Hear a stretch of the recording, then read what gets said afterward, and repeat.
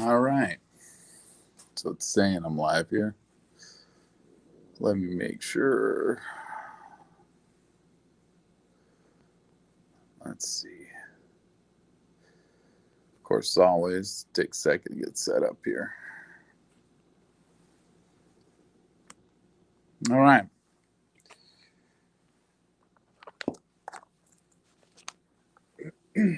All right. So this is where we left off. Talk a little bit about this doorway or his door. All right. So just to reiterate here, I believe this was probably done after the evidence was pretty much after they've gone through most of that. Of course, still got all the shrapnel from the breach here. This is a stairwell door, one underneath wing hallway. Looks like from what we've seen with people trying to get up there, they put a blank on the outside of this door, so they probably took out the tongue out of this door and this cable, so the officer that was inside the foyer here guarding the door could get through this door and had access to this hallway whenever we wanted. Plus, we are looking at a fire escape technically. So I don't know the legal ramifications of blocking that door completely and not allowing people to somehow get in there. But I guess as long as you got a guard there, it's all right. Let's see if, okay. All right, so security officer Campos hung up the phone, heard what he describes as loud, rapid drilling sound coming from room 32135. He believed the drilling sound sounded like it was coming from deep inside the room. Again, I'm not sure if I can get the Ellen show up on here. I am kind of curious if I can or not. Let's try this real quick. I don't know if it's even online in its full form. Let's see.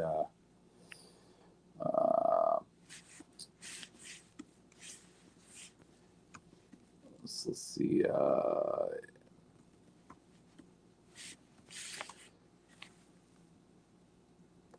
Yep, looks like it is. All right.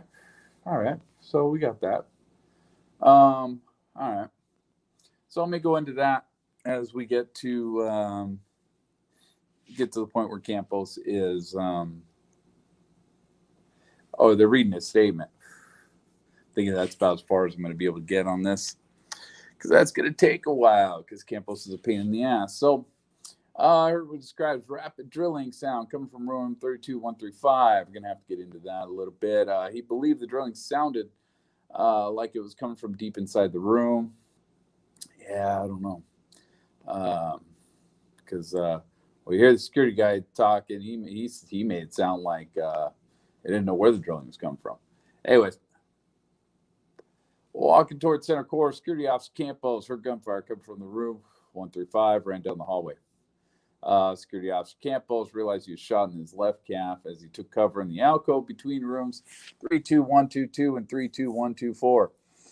Of course, above it talked about how he gave a false statement saying that he was in a different alcove, but whatever.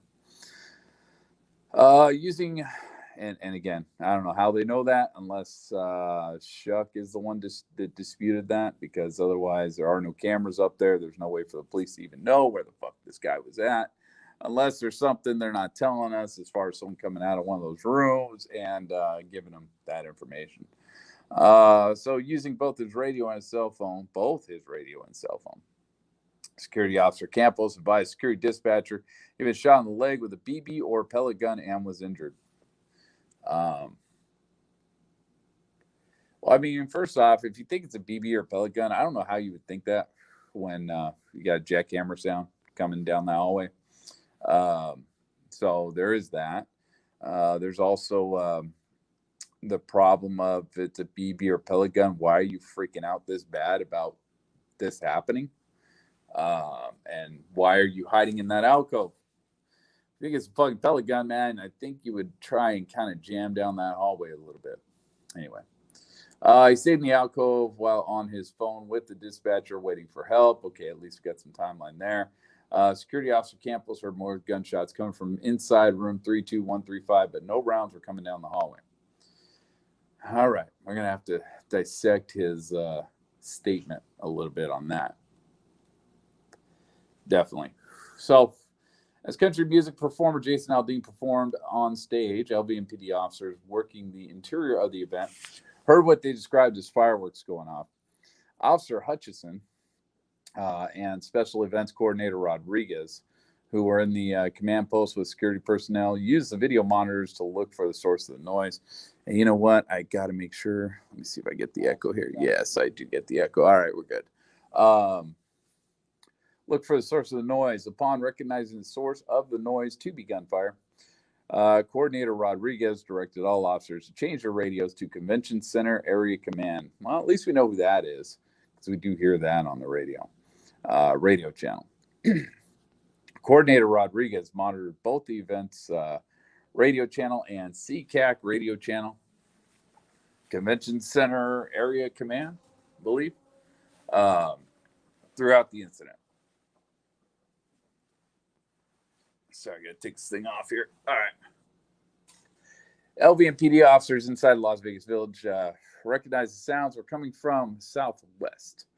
Part of the crowd started to move towards the exits shortly after hearing the initial gunfire.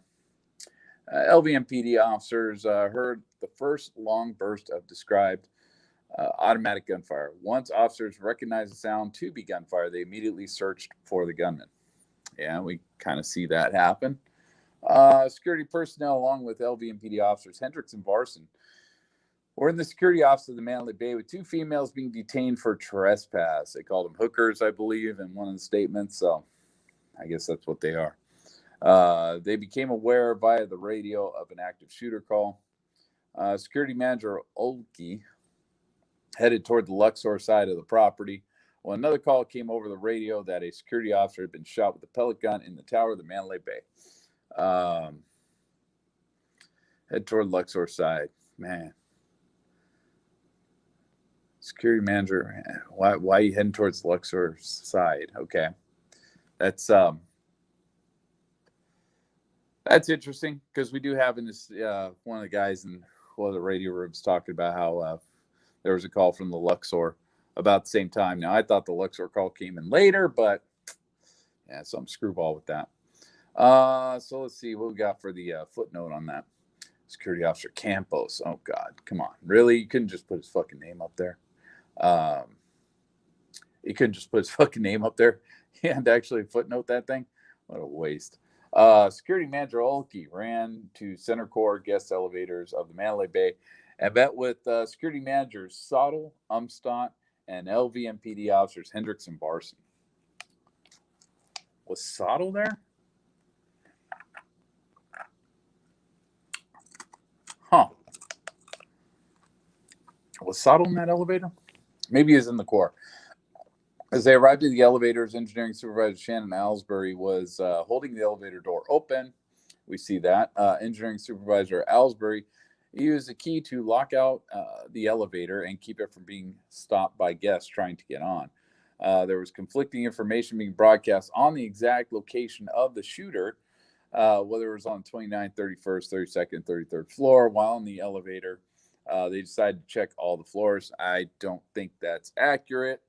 It looks like from the video, the Varson video, actually looks like they knew exactly where it was coming from. They said 32, and they'd already talked to Campos.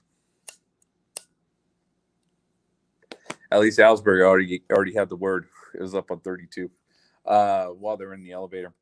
And and I said this last time, but I guess I'll reiterate it. It sounds like what happened in that elevator when Varson Hendricks jumped on it is, they're up there. They're on that elevator with a couple of security guards and with Alsbury. And Alsbury let him know it was on 32. So these guys, somebody said in that elevator, and I'm not sure who it was. I'm not sure if that was Hendricks or if that was a security guard. Again, I'm going to have to watch a little more, but I wasn't too worried about it when I was watching it. Somebody says, should we get off on 31st floor, use the stairwell? And so, which is kind of a stupid thing to do, because they already got a call that there was a bracket on the door not allowing somebody out of that stairwell on the 32nd floor. But with all the confusion, all the chaos, whatever. So they decided to get off at 31. And Hendricks and Varson got off with them. And I think that was the original plan, was to go to the stairwell and go up the stairwell. I think what happened is it looks like Hendricks froze when he got about 3/4 of the way down the hallway, and all of a sudden he heard the automatic gunfire coming from above him. But this bullshit here, this 29th, 31st, 32nd, 33rd floors, I don't think that had anything to do with them. There's something about 31st floor, which I showed yesterday when I did this, that you saw it in one of the videos of one of the officers that was inside of the venue being shot at the time, saying he heard it was on the 31st floor. So yeah, there is some of that going on. I have a feeling that was more confusion, having to deal with Hendricks saying on the radio he's on the 31st floor while these guys are getting shot at, whatever. Chaos ensued, and all they heard was he was on the 31st floor. So as the door opened on the 31st floor, security managers Olkey and Umstadt and LVMPD officers Hendricks and Varson, at least we know who those guys are, exited and walked up the 100 wing upon hearing gunshots coming from an unknown direction. It's kind of funny, man. The security guards were braver than the cops on that one. Security manager Sottle and engineering supervisor Alsbury continued to the 32nd floor of the elevator. See, I didn't realize Sottle was in that elevator. When I watched it, it's not very good because, Varson's camera's kind of pointed down for the most part. And that was the camera I was watching, was Varson's. I don't know if, what's his name, Hendricks got the elevator or not. So, I just used Varson's. I don't remember seeing Sottle in there, but yeah, it's possible. I guess it's possible. I'd have to go back and look a little bit more. At the Las Vegas Village, and we'll probably see in the reports when Umstadt and all these guys, if we have their reports, which I'm not really even sure we do, how many of these officers we have the reports for. At the Las Vegas Village, LVMPD officers observed the crowd move away from the southwest portion of the venue. They believed an active shooter was in that area. As officers moved toward the stage, they heard several more bursts of gunfire. Officers directed citizens to get on the ground and as they looked for the gunman. As officers moved through the crowd, this is all kind of true, man, but there's a lot of chaos, dude. A lot of things happen within that venue. As officers moved through the crowd, they observed several citizens wounded and deceased. Officer Boyan advised LVMPD dispatch of shots fired and multiple casualties. I wonder if we have a name to, if that's the name of the guy who's saying that on the radio, almost that exact phrase. Multiple casualties at the medical tent. Not too sure. So the radio traffic was accidentally broadcast on Southeast Area Command radio channel, probably because those are the guys that were working the venue, probably from that department or from that station. Officers assigned to the venue near Reno Avenue and Las Vegas Boulevard began to move south along Las Vegas Boulevard. They believed gunfire was coming from the south end of the Las Vegas Village. As they moved northbound, officers directed civilians away from the area. The officers received direct gunfire, took cover behind a wall as bullets impacted around them. Between bursts of gunfire, officers evacuated civilians and administered first aid to the wounded. Not really, but yeah, I guess so. Even when the gunfire was going off, they're trying to get these people to move, which is kind of crazy. But then again, they didn't know where it was coming from, so it's all good. Officers assigned to the venue near Mandalay Bay Drive and Las Vegas Boulevard heard the initial gunshots followed by a long burst of gunfire. Detective Balanek, who was on Mandalay Bay Drive East and Las Vegas Boulevard, wow, he was right there. Believes gunfire was coming from inside Las Vegas Village or from an elevated position. He retrieved his binoculars from his vehicle and scanned the north-facing tower of the Mandalay Bay. So, I've never seen that. I don't think anybody's seen that on body cams, but it'd be interesting to see if we can spot that in any of this crap that we've been given. Approximately 3/4 of the way up the tower on the north end, Detective Balanek observed a silhouette of a male standing in a shooting position several feet back from a window. I guess, from that angle, I don't know, man. I don't know. From that angle, that'd be hard to see someone that far back. But I guess it's possible. It's possible. Detective Balanek could not see muzzle flashes. However, he did observe smoke. All right. So, again, flash suppressors, it's very possible. Detective Balanek could not broadcast on the radio due to heavy radio use by other officers. So he switched to Northeast Area Command channel and broadcast the shooter's location. All right. At the same time, inside Mandalay Bay, Engineer Shuck was in a room on the 62nd floor now, fixing a water leak. He was directed by his radio dispatcher and supervisor to respond to the 32nd floor stairwell in the 100 wing to remove the L bracket that security officer Campos had called and reported. So, 62nd floor, not really sure. I'm going to have to go maybe do some more research on that, but I stayed on 61st floor at one point, and it seemed like the only thing above us was the restaurant, the what do you call it? Restaurant bar, foundation room. Foundation room would have been above us, and so I don't think that there's actually rooms like hotel rooms on that floor. I could be wrong on that, but I believe that's what that was. And there's also, according to some of the stuff that we've heard on the radios, there's also a employee break room of some sort up there. So it's possible that's the room they're talking about that he was up there working on. That was not necessarily a guest room. Let's see. So respond to the 32nd floor stairwell in the 100 wing to remove the L bracket that security officer Campos had called and reported. Engineer Shuck utilized 200 wing service elevator to go down the 32nd floor. He gathered his tools needed to remove the bracket and walk through the center core from the 200 wing to the 100 wing. So, from my understanding, the only thing he really had with him, and maybe there's more to that story, but the only thing he had with him was like a little remote screwdriver. So, I don't know, man. When you talk about a bracket and something like that, I guess now to go back and I look at the size of that bracket, probably small screws was probably what was holding that fucker in.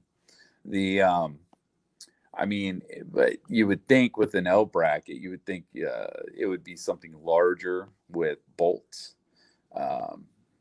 Something a little meatier than screws. But you know what? Maybe that's all he fucking did need. I don't know how he knew that's all he fucking needed, but whatever. Engineer Shuck walked approximately 1/3 of the way up the hallway when he observed security officer Campos poke his head into the hallway from a space between two rooms on Engineer Shuck's right-hand side. So is that how they're determining where Campos was? I'm guessing. It's the only thing I can imagine. Nobody else was up there. No cameras. You don't fucking know where Shuck was or Campos was, because that's not where Campos said he was. And you're calling him a liar. So where'd you get that information? So whatever. That's the only thing I can imagine. And we'll get to Shuck's bullshit here in a minute. Again, I don't remember a lot of this. So Engineer Shuck heard the sound of rapid gunfire coming from the end of the hallway. Security officer Campos looked out from his position and yelled for Engineer Shuck to take cover. Engineer Shuck immediately took a step to his left into the alcove between two rooms. Gunfire erupted down the hallway towards his direction. Engineer Shuck felt the concussion of the rounds pass where he was taking cover. Did you though? Did you though? I mean, come on, dude. Nothing went really that close to you. The only thing that went close was that one bullet that hit down in 105. Not too sure about the accuracy of that right there, but whatever. An unknown object struck him in the back without causing injury other than a small bruise. Something bruised him, dude. I didn't, fuck. Really? Engineer Shuck also stated he could see blood coming from security officer Campos' calf area. So again, mentioned this last time because a lot of this is just reiterated. It's all same shit. There's a copy and paste of crap they keep saying throughout this report. Felt the concussion of rounds pass. He was taking cover. Nothing really was shot near him. Nothing went close to him except for the one round in 105. I guess if you could feel a concussion or whatever this is from across the hallway, which was about, I'd say about 6 to 8 feet. I'm not even sure, man. I'm not even sure anymore. If you could feel it from that far away, then yeah, I guess that makes sense. Dude was shooting at Campos, not Shuck. And then he shot wildly down the center of the hallway for a little bit. So I guess you could say about halfway down the hallway, halfway through the hallway, so 3 feet or whatever. Yeah, maybe you'd feel something. So an unknown object struck him in the back. I don't know about that. I don't know what that was. Again, I mentioned this yesterday, man. Could have been drywall. Could have been a piece of, let's say they have all these weird, creepy paintings or pictures all over the walls of butterflies and shit. Could have been the wood framing on one of those popping off because a couple of those did actually get hit. Again, I'll get to that eventually when I get to that release, which was one of the very last things to come out. So below on the 31st floor, LVMPD officers Varson and Hendricks, along with security managers Olkey and Umstadt, walked up the 100 wing when they heard gunfire coming from the 32nd floor. As they moved from, I love how they're just, oh no, they are talking about Varson and Hendricks. I was just, as they moved from the center core towards rooms 135, several volleys of gunfire could be heard.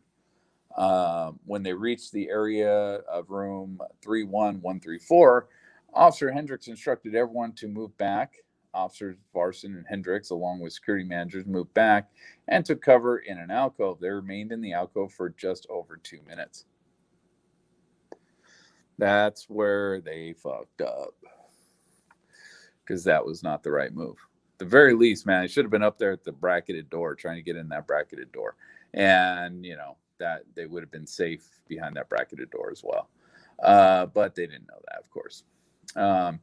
After leaving the alcove, they moved to the stairwell at the end of the hall. As they got closer to the stairwell, the gunfire continued, and they smelled gunpowder. They entered the 100 wing stairwell and posted in that location.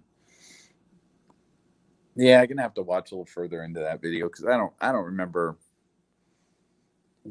how accurate seconds and stuff like that are in this, minutes, whatever. So eventually get to that. Not too worried about that right now. Detective Clarkson, assigned to the event in uniform, was on Las Vegas Boulevard north of Mandalay Bay when he heard the initial shots and radio traffic advising of multiple casualties inside Las Vegas Village. Detective Clarkson and other officers took cover and began searching for the shooter, believing the shots were coming from the west. As patrol cars and a prisoner transport van arrived at the intersection, which we're about to see, Detective Clarkson and other officers moved towards the vehicles for cover with the intention of moving toward Mandalay Bay. Let's see. So CCAC patrol officers, convention center, guys responded to the scene to assist. Because I believe this is what? Southeast Area Command. I believe this is their turf. But these guys came to help them out. Officers Cook and Haynes arrived near Las Vegas Boulevard and Mandalay Bay Drive and parked their patrol vehicle. Officers Cook and Haynes moved toward the group. The group Detective Clarkson was with. Okay. Having a hard time reading today. Haven't been in school in quite some time. So, as the officers moved behind the patrol vehicles, they started receiving direct gunfire, which impacted the ground and patrol vehicles around them. Detective Clarkson received a gunshot wound to the neck while taking cover behind a patrol vehicle. Officer Cook was struck by a bullet in his right bicep that continued into his chest. So this is so Clarkson and Cook. We're talking about Cook and Haynes. Okay, all right. I was just wondering if they're like, framing this funny, but it doesn't look like it. It looks all right. While behind vehicles, officers realized gunfire was coming from an elevated position and was directed at the patrol vehicles. During breaks in the gunfire, again, it would be nice for somebody to map out, how many of these rounds were actually directed towards these guys, and which volley, how much of that volley was directed at them, and stuff like that. That would be something that would be interesting to see. But it's not something I'm going to do. So while behind the vehicles, officers realized gunfire was coming from an elevated position and was directed at the patrol vehicles. During breaks in the gunfire, officers moved in teams of two from the patrol vehicles to a block wall for better cover. Detective Clarkson and Officer Cook were both transported to the hospitals by separate LVMPD vehicles. And of course, got the picture here. I hear a lot of people talking stupid about this as far as, I don't see any bullets in these vehicles and stuff like that, And, this picture, you cannot really zoom in enough to actually get any real definition on something like that. It's very hard to try and scope out something like that on these. So I'm guessing this is the picture they're using because, you don't see all that much on these vehicles here. There were some vehicles a little further up, though. And so I believe. So, just looking at this, man, I mean, these could be shadows. These could be dents, dings in the fucking, in the vehicle. You got a couple there. You got some weirdness going on up here, which could just be the reflection of the light. We don't know. And then you got that, I'm guessing, is a sticker, says Crime Stoppers or something of that nature. They don't usually, I don't think there's bumper stickers down in this area, so I don't know what that is. I don't know what that is. Don't know what that is. So there is a possibility that these cars did get riddled a little bit. Anything on the roof, you're not going to see. Of course, this thing looks fairly clean. Yeah, this looks fairly clean. Not sure what really that is right there. That's just reflection, dent in the vehicle, something that got put in it somewhere. Not really sure. We come to the back. That I think is a keyhole, so it's not a big deal. Or it's a light for, no, I don't think it's, no, that's light for license plate. So that would be like the keyhole or some shit like that. Not sure if that's a hole in the window, but it doesn't look like it. It looks like it's part of this, lens flare, whatever the hell you want. Well, that's a lens flare, but looks like it's part of the reflection from the same light there. This right here, this window does not look fucking normal to me, but then again, it's really hard to put anything on that because the center on that is completely almost untouched. So unless you have something of the nature of like, what would you say, the window blacked out in the center there to block out some of the sun or something of that nature, then yeah, that's just a weird reflection off that window or whatever's inside that window. We come here, got some damage on the bumper. Chances are that's just damage from the bumper being wear and tear. Don't see much on. Got a little bit of stuff here. That looks like that might be something. That looks like a little bit of a ding there or dent. I'm not sure. But otherwise, looks clean. Right here, we got some stuff going on. But again, that's just the side. So that could be door dings, stuff like that. Not seeing all that much. This right here looks like that could be a contender for a bullet. But again, not really sure. Not completely sure. This post here was the one that had the bullet hole on the side over here, which I believe, according to Joe back in the day, was using to say there was a shooter over here somewhere shooting this way, which, it doesn't make a lot of sense. There's a lot of guns in Vegas, a lot of people. There's a lot of shootings in Vegas, man. You turn on your news right now, you turn on Vegas local news, you'll see a shooting every night. So there's all kinds of crime happening over there. So this is not a,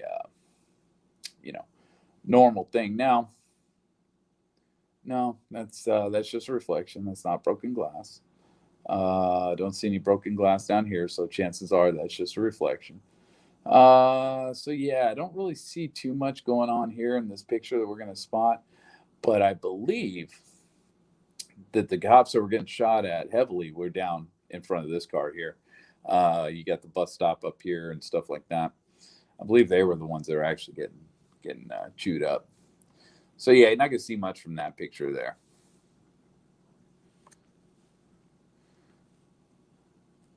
All right. As gunfire continued, officers inside the event moved through Las Vegas Village and provided protection for people trying to exit.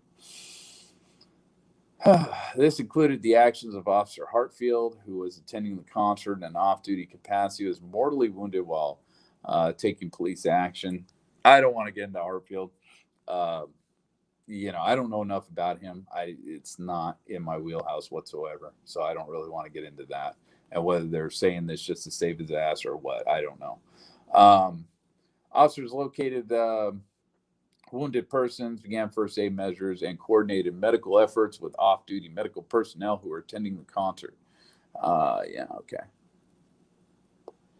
Officers also directed people towards exits, toward positions of cover and concealment. Exterior officers on the east side of the Las Vegas Village were swarmed by people as they fled the gunfire.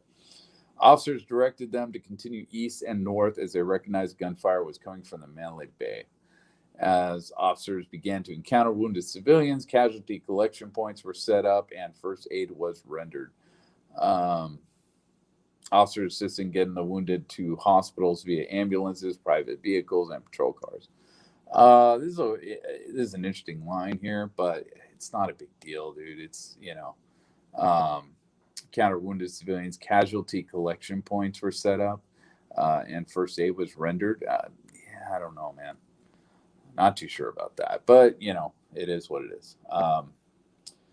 Not that big of a deal, even if it's not true. Or it's stretching the truth, which apparently a lot of this is. Exterior officers on the west side of the Las Vegas Village, along Las Vegas Boulevard, encountered people as they fled the venue. Officers knew the gunfire was coming from Mandalay Bay and directed people to stay behind cover and move to the north away from gunfire. Yeah, that's true. Officers encountered several wounded people and provided first aid until they could be taken to medical personnel. Yeah, okay. Some of them did. It's like, they're just lumping them all together. So they did all kinds of shit. As officers moved south, they formed strike teams and moved towards Mandalay Bay. Yeah, some did. Sergeants Richmond, Riddle, and Van Ness each formed strike teams consisting of overtime officers and patrol officers who responded the venue. Yeah, okay. Missed a word there, but all right. Conjunctions. Strike teams moved west across Las Vegas Boulevard and into the parking lot of the Luxor Hotel. Yes. Then south onto Mandalay Bay property. Upon entering Mandalay Bay, strike teams coordinated efforts with other LV and PD officers and security personnel already inside the casino. Okay, yeah. As strike teams entered the hotel through the main valet, which I don't know if the main valet is the upper or lower. I think they're talking about the upper, actually. They met hotel security and were directed to the center core guest elevators. Each group was given information the shooter was possibly on the 29th, 30th, or 31st floors. Were they, though? Were they at this point? Shit, I guess as we go through the videos, gonna have to keep an eye on that. There's a name I've never seen before. Hey, how you doing? And they were escorted via the elevator. After each group of officers were taken to the upper floors, they instructed the hotel security guards to lock out the elevators. A strike team, which included 2 SWAT officers, was taken to the foundation room located at the top floor. Once inside the bar, officers evacuated occupants to a safe location, cleared the area. Not sure why the SWAT team or the SWAT guys ended up on the foundation room floor, but whatever. I guess they didn't have enough guys to clear that floor. They just use them. But yeah, that's I would think all the SWAT guys would have immediately responded straight to the room.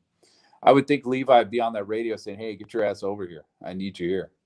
But instead, he went in with a bunch of other guys. So it's a little strange. It's always been strange to me that they didn't have a full actual SWAT team. Instead, they had SWAT trained officers, which were the dog cops, and one SWAT officer. I'm even surprised that O'Donnell didn't go down and join Levi in that on that breach, but instead ran down the hallway to get in the room. That was a little strange to me, but it is what it is, man.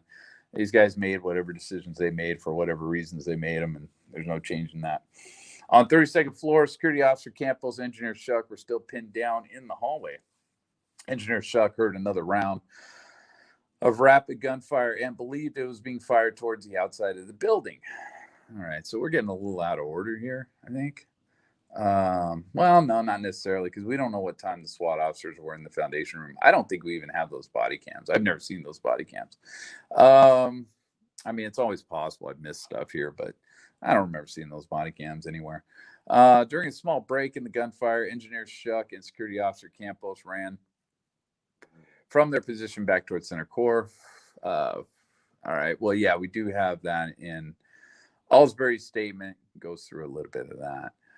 Engineer Shuck was checked for injuries by engineering supervisor Alsbury. That's in his statement, who arrived on 32nd floor with armed Manly-based security officers. Did he, though? My understanding of that situation was, and I could be wrong, but my understanding of the situation, Alsbury was in the elevator with Varson Hendricks.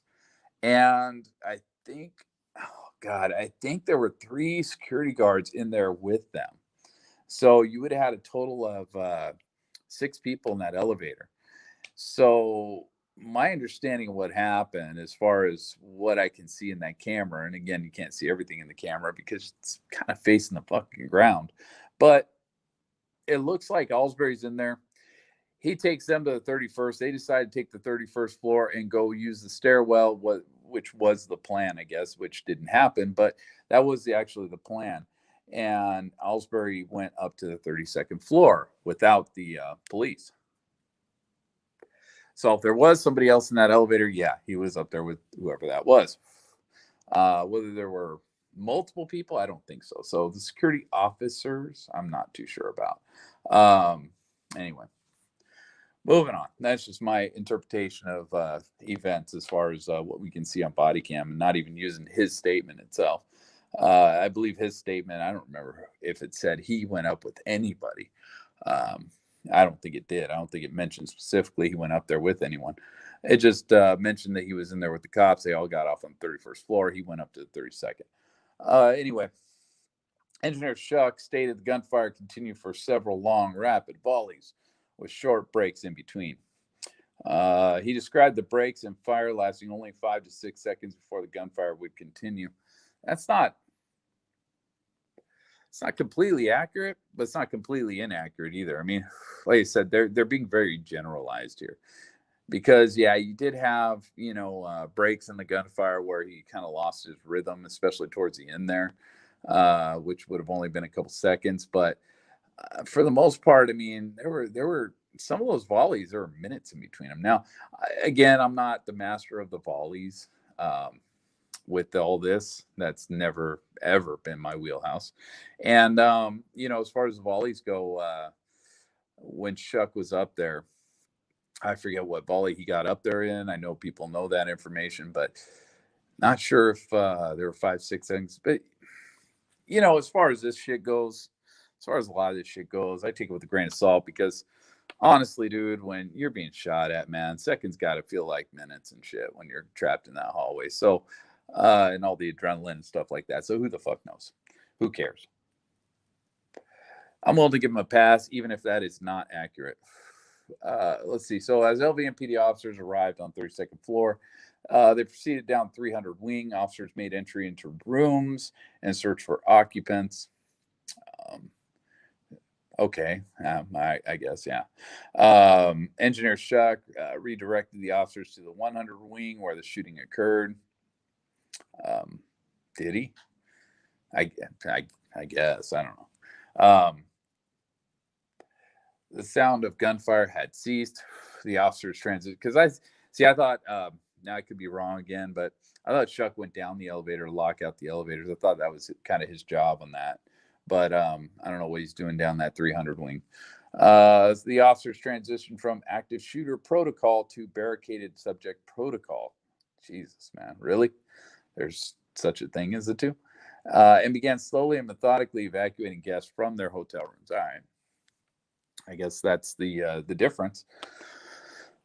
After hearing the update of the shooter's location, SWAT officer O'Donnell and 2 patrol officers left the foundation room. Okay, so O'Donnell was one of the guys up there in the foundation room, but it said earlier that 2 SWAT officers were up there. So was he up there with Levi? Was Levi up there? We don't have body cam showing that, but is that where Levi went? Went up the foundation room?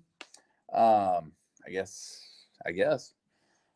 SWAT officer O'Donnell and 2 patrol officers left the foundation room and responded to the 32nd floor. Upon exiting the elevator, they encountered several officers already on the floor.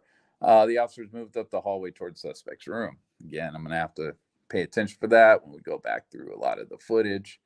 But again, I'm not really all that worried about that. Engineer Shuck locked out the elevators, keep guests from ascending the tower. Yeah, so supposedly he went downstairs. I thought he went downstairs to do that. I'm pretty sure he had to go downstairs to do that. Police personnel on the 32nd floor included a sergeant, a SWAT officer, officers assigned to work. I love how they're not using their names now. They love using their fucking names conveniently at weird moments here. Police personnel on the 32nd floor included sergeant, a SWAT officer, officers assigned to work the Las Vegas Village, and responding officers from various area commands. As occupants were evacuated from their rooms, they were moved to the elevator bank and down the tower. Officers discovered a small infant alone in one of the rooms. No, they didn't. They discovered the lady, and the lady went over there and said, "There's a baby in that fucking room." And then she went and ran over there and grabbed the baby out of the fucking room. But whatever, again, vague. As evacuation continued, the nanny for the infant was located in a room across the hall and reunited with the child. The officers stopped evacuations approximately 2/3 away up the hall. Yeah, all right, fuck, whatever. At the Las Vegas Village, officers encountered people who were hiding in multiple locations and evacuated them. Additional teams of officers arrived and swept the remaining areas of the Las Vegas Village area. Once evacuations were completed, the scene was secured. So we're jumping big time, because that shit was not secured for a very fucking long time. And yeah, that took them a fucking hell of a long time. In fact, I think it was way after the breach that shit happened. Could be wrong. Never was worried too much about the timing there, but it seemed like it took a while.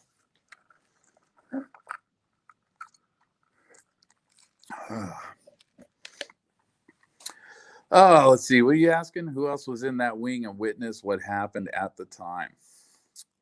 What in the you talk about the 100 wing during all this bullshit we just read? As far as Campos and Shuck and Allsbury and Supposedly they're saying Sottle, but like I said, I don't remember seeing Sottle up there, but I could be wrong. I know at one point he ended up there, but I don't remember what the timing was as far as when he was up there. And so yeah, I mean, yeah, we'll get into that, I think, a little bit. SWAT Officer Hancock, along with Sergeant Bisco and Officer Newton, went up 31st floor and ascended the stairs of the 32nd floor. Yes, that's true. In the stairwell, they met with LVMPD officers Hendricks and Barson and Mandalay-based security personnel. Yeah, they kind of just said, get the fuck out of our way. SWAT Officer Hancock attempted to open the first of two doors to enter the hallway, but could not due to the L bracket. Yeah, my memory of them running into Officer to Hendricks and Barson would just get the fuck out of our way. You guys don't know what the fuck you're doing. So we got a picture of the L bracket here. I always love zooming in on pictures, of course. This thing's actually very tiny, and this makes it look massive. All right, so screws. These don't look like the same as this. This is looks like a star head. This looks like whatever you call it, the fucking crossheads. Why that is drilled out, not too sure. Not too sure why that's there. That's kind of a weird fucking mark there. Looks like you only use one screw on this side, two on this side for this right here. Look like I took a big chunk out of that door, though, man. Looked like that thing was in there pretty good, actually. And you can see where it was scraping, yada, yada. But that's interesting right there. That is an interesting little hole right there. Not too sure what the ideology behind that was. Trying to think. I don't know. Yeah, I don't know how that would have been a thing. He would have put this here. It would have been useless. He would have put ran the thing L bracket going this way to this way. It would have been fucking useless. There was no use for that. There's no use for this fucking hole right here. So not really sure what that is. Maybe that was a pilot hole. Maybe it was a test hole. Maybe it ran out the day before and drilled that hole thinking, well, nobody's going to suspect a hole right there. Maybe went and drilled that just to see how long it would take them to do it. What kind of, what was behind it. All right. So we'll get into, I'll get into what I think about the 100 wing here in a few. Once I get through a little bit more of this bullshit. Because I do want to get through this, man. This is all regurgitated stuff. This is in this report twice, and I've already gone through the preliminary, which it was in there once, I believe. So this is all just regurgitated information. SWAT Officer Hancock and Sergeant Bisco manually breached the inner door leading to the foyer of the 32nd floor, which is what we're seeing right here. And by breach, they just had a little tool, man. Look like a mini crowbar. These open up. 45. Let's see. Stairwell doors and frames have to be 45 to 1 hour fire rated. Meaning solid core wood, but most of the time steel. Yeah, but what about this? Well, no, this is the door. See, I don't know what the other door looks like, right? The other door is steel door. If this is actually, if this isn't part of the fire code. So here, let me look at this. Well, this door doesn't look steel either. So this is the outer door. Leads into the hallway. So yeah, maybe that is a fire rated door. That other one, the one with the bracket on it.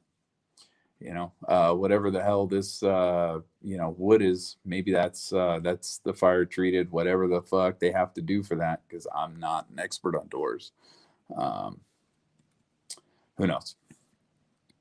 All right, so SWAT Officer Hancock and Sergeant Bisco manually breached the inner door leading to the foyer of the 32nd floor. Once in the foyer, the door leading to the 100 wing hallway was cracked open enough to see the doors to rooms 135, 134. Both doors were closed, and a room service cart was located in front of room 134. Yes, we see that. A white tablecloth was draped over the service cart with various items on top of the tablecloth, the app plates and stuff. Officers observed wires leading from the service cart to room 134 and believe the suspect may have set an IED. I don't remember them talking about an IED while they're in that hallway, but yeah, it's possible that was going through their minds. It's possible I did say it because a lot of that you couldn't even hear. I'm sorry. Oh, oh, wow. Return to logic. Wow. Hello. I haven't seen you in ages.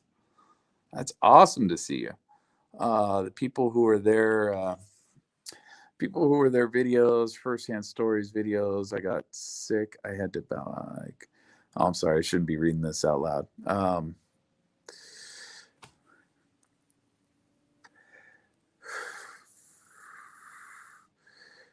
Yeah, that sucks. Sorry to hear that. Really sorry to hear that.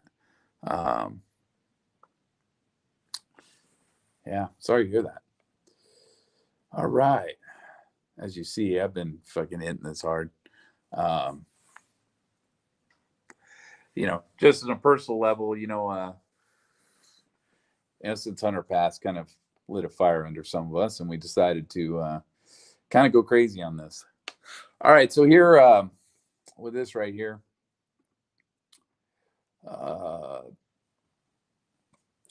these walls don't normally look like that. A lot of dust on these walls too. But these walls don't normally look like that. They don't get chewed up like this. This is the Mandalay Bay, and this is they don't usually. Most casinos don't usually put up with garbage like this happening. Obviously this is from the breach. This is all stuff that happened during the breach. All this shit got thrown all over the hallway. We see some of the top of the door up here. Just debris everywhere. So I'm guessing most of that is breach stuff here, stuff like that. Probably the holes in the cart that everyone thought were bullet holes going through the cart. I don't think those were. And then this picture, I don't know really much about the hookups on this thing, but you do have a wire coming across here. You have this wire here that it looks loose, looks like it's not plugged in. But then again, a lot of these things have multiple plugs. So I'm not really too sure about that. I'm not sure if this wire goes to this here. I don't think it does. I think this wire actually goes to the NRAM, which is down here on the bottom. Let's see. This ain't much of a community anymore. This is, This hasn't been a community for a long time. It's just a collection of knuckleheads that make videos once in a while. Let's see. So let's go. A decision was made to enter room 32135 utilizing an explosive breach. And the other officers in the area were notified. No gunfire had been heard from some suspect's room for approximately 40 minutes. Officers decided entry was necessary to the room to determine if the suspect was still inside and to stop any further shooting. But there was no shooting, so that's not that accurate. Let's see, SWAT lieutenant, they even admitted there was no shooting. That's why it took them so damn long. So they weren't interested in stopping shooting. But anyways, apples and oranges. Who gives a shit? SWAT Lieutenant Hudler was advised by SWAT Officer Hancock that the door to room 135 was going to be breached using explosives. Officer Newton stepped into the hallway, utilized a ballistic shield to provide cover. SWAT Officer Hancock, as he set the breach on the door, while Sergeant Biscoe covered the door to room 134. Sergeant Biscoe observed a camera on the food service cart in the hallway. He covered the camera and turned it away from the doorway. So, that's interesting, right? That's an interesting way to frame that. He turned it away from the doorway. Okay, what does that mean, right? While SWAT Officer Hancock hung the explosive on the door to room 32135, Once charge was hung on the door, the officers returned to the stairwell. Now, I don't believe that this is accurate. I watched, fuck, I did it live. I watched that footage.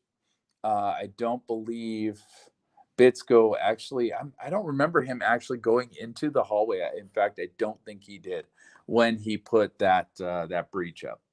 I don't think Bitsko was part of that. So, he did cover that door. That's obvious. Yeah, he did cover 134 while that was happening. But I don't believe he went into the hallway. So I don't believe he did anything with the camera at that time. It was after the breach that he messed with the camera when the other cops started coming down the hallway and he was telling me, hey, there's a camera right here. That was when he decided to screw with the camera. But the way this is written right here, and again, we'll get to Bitsko's statement eventually.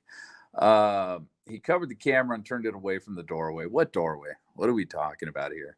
What the fuck are we talking about? Because, it's my understanding that this camera was most likely facing down the hallway. So what doorway would this have been facing? Doorway to the stairwell? I guess. It's the only thing that really makes sense.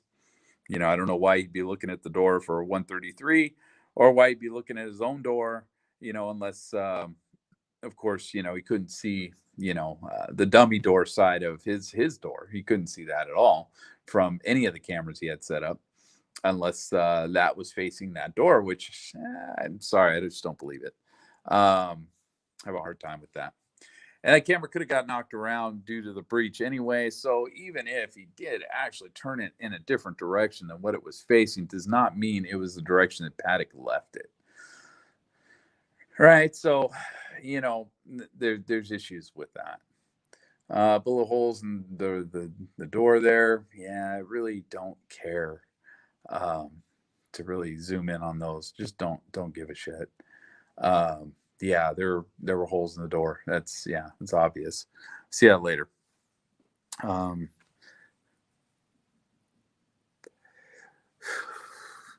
hey, while you're here, just to let you know, man, I've been working a little bit on the the videos of the people who were deceased. So the 58. So I found quite a few videos of some of the 58 that were were killed during this thing. And I don't plan on putting any of that public, but if you want some of that information, as I'm going through these videos, I'm seeing people and I'm realizing this is somebody, even if they're alive in the videos, because most of them are.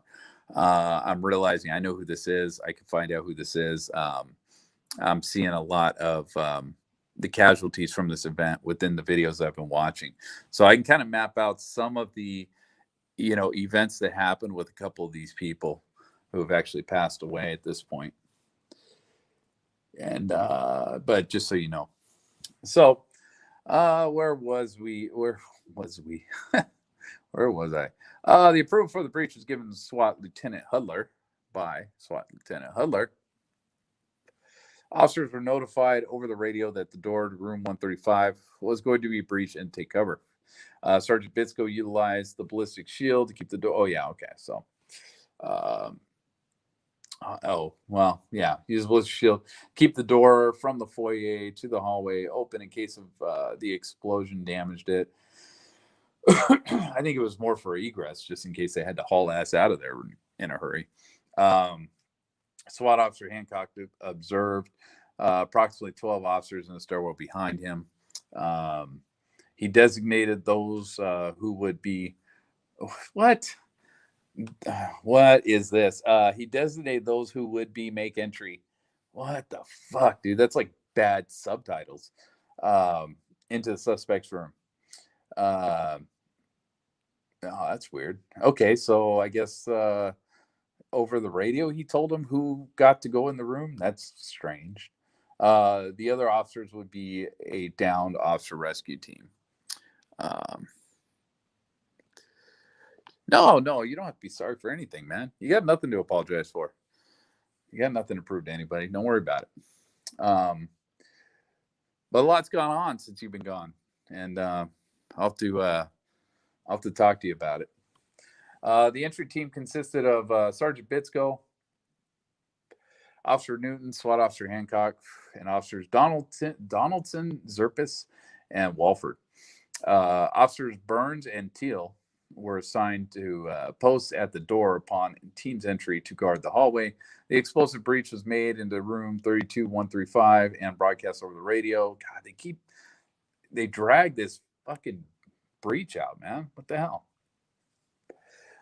I get it. The officers opened the stairwell door far enough to see the doorway to room 135. They observed the breach was successful. Inside the room, they observed a rifle with a scope and a bipod on the floor just inside the door. The officers waited for approximately 30 seconds before leaving the stairwell to see if there was any reaction from the suspect. Moving slowly and methodically, Officer Newton entered first into the hallway with the shield, followed by officers from the stairwell. SWAT Officer O'Donnell and Officer McZace joined the strike team as they entered the suspect's room. And all that's chaos, dude. And I just never wanted to actually get involved in trying to unscrew that situation on that camera. So I don't know which officers were which as far as all this goes. From behind the shield, the strike team entered into room 135. The team split into two teams. Team 1 went left in the bedroom and cleared it. Team 2 went right, encountered the suspect lying on the floor, and relayed that information. After clearing the bedroom, Team 1 held at the doorway into the main living area.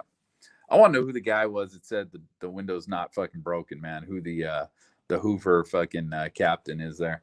Let's see. Team 2 encountered Paddock lying on his back on the floor. A small frame revolver was observed on the ground above Paddock's head. Apparent blood was located on the revolver, and a pool of blood had formed around Paddock's head. The officers believed Paddock had a self-inflicted gunshot wound. The large window at Paddock's feet was broken out, and the curtain was blowing into the room. On the floor next to Paddock's feet was a small sledgehammer, and Paddock was laying on top of a rifle. The officer also observed numerous rifle shell casings throughout the living area and several loaded magazines. So we're good so far.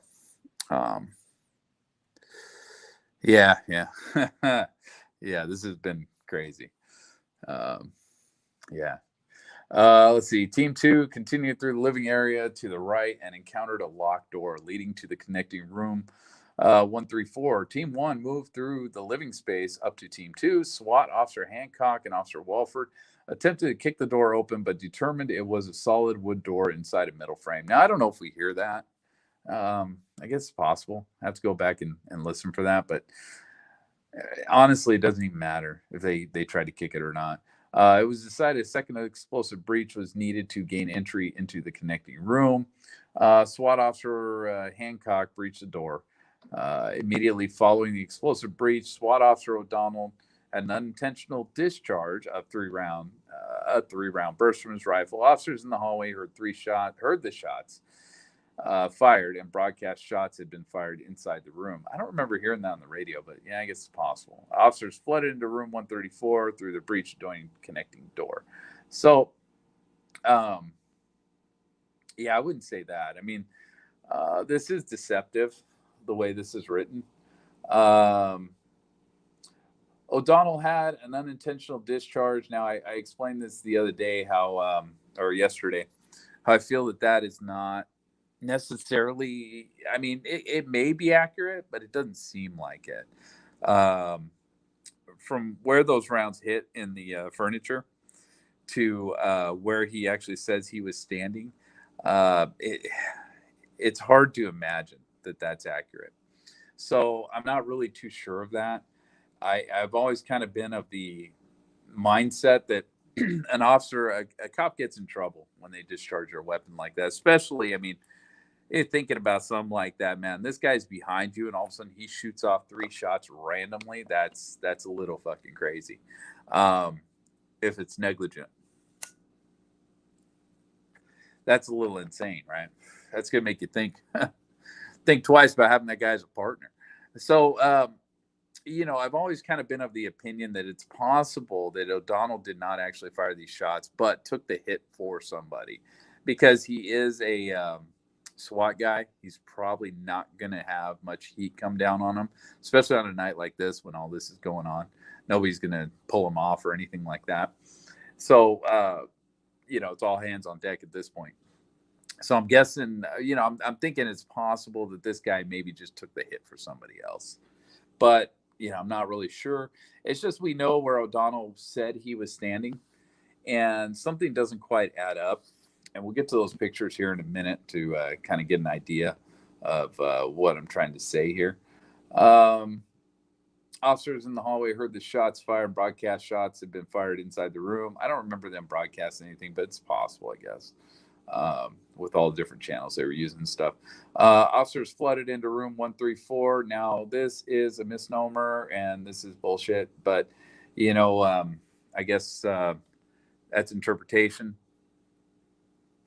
Because only 3 officers actually went into that room, and then immediately came out. Levi was one of them, of course.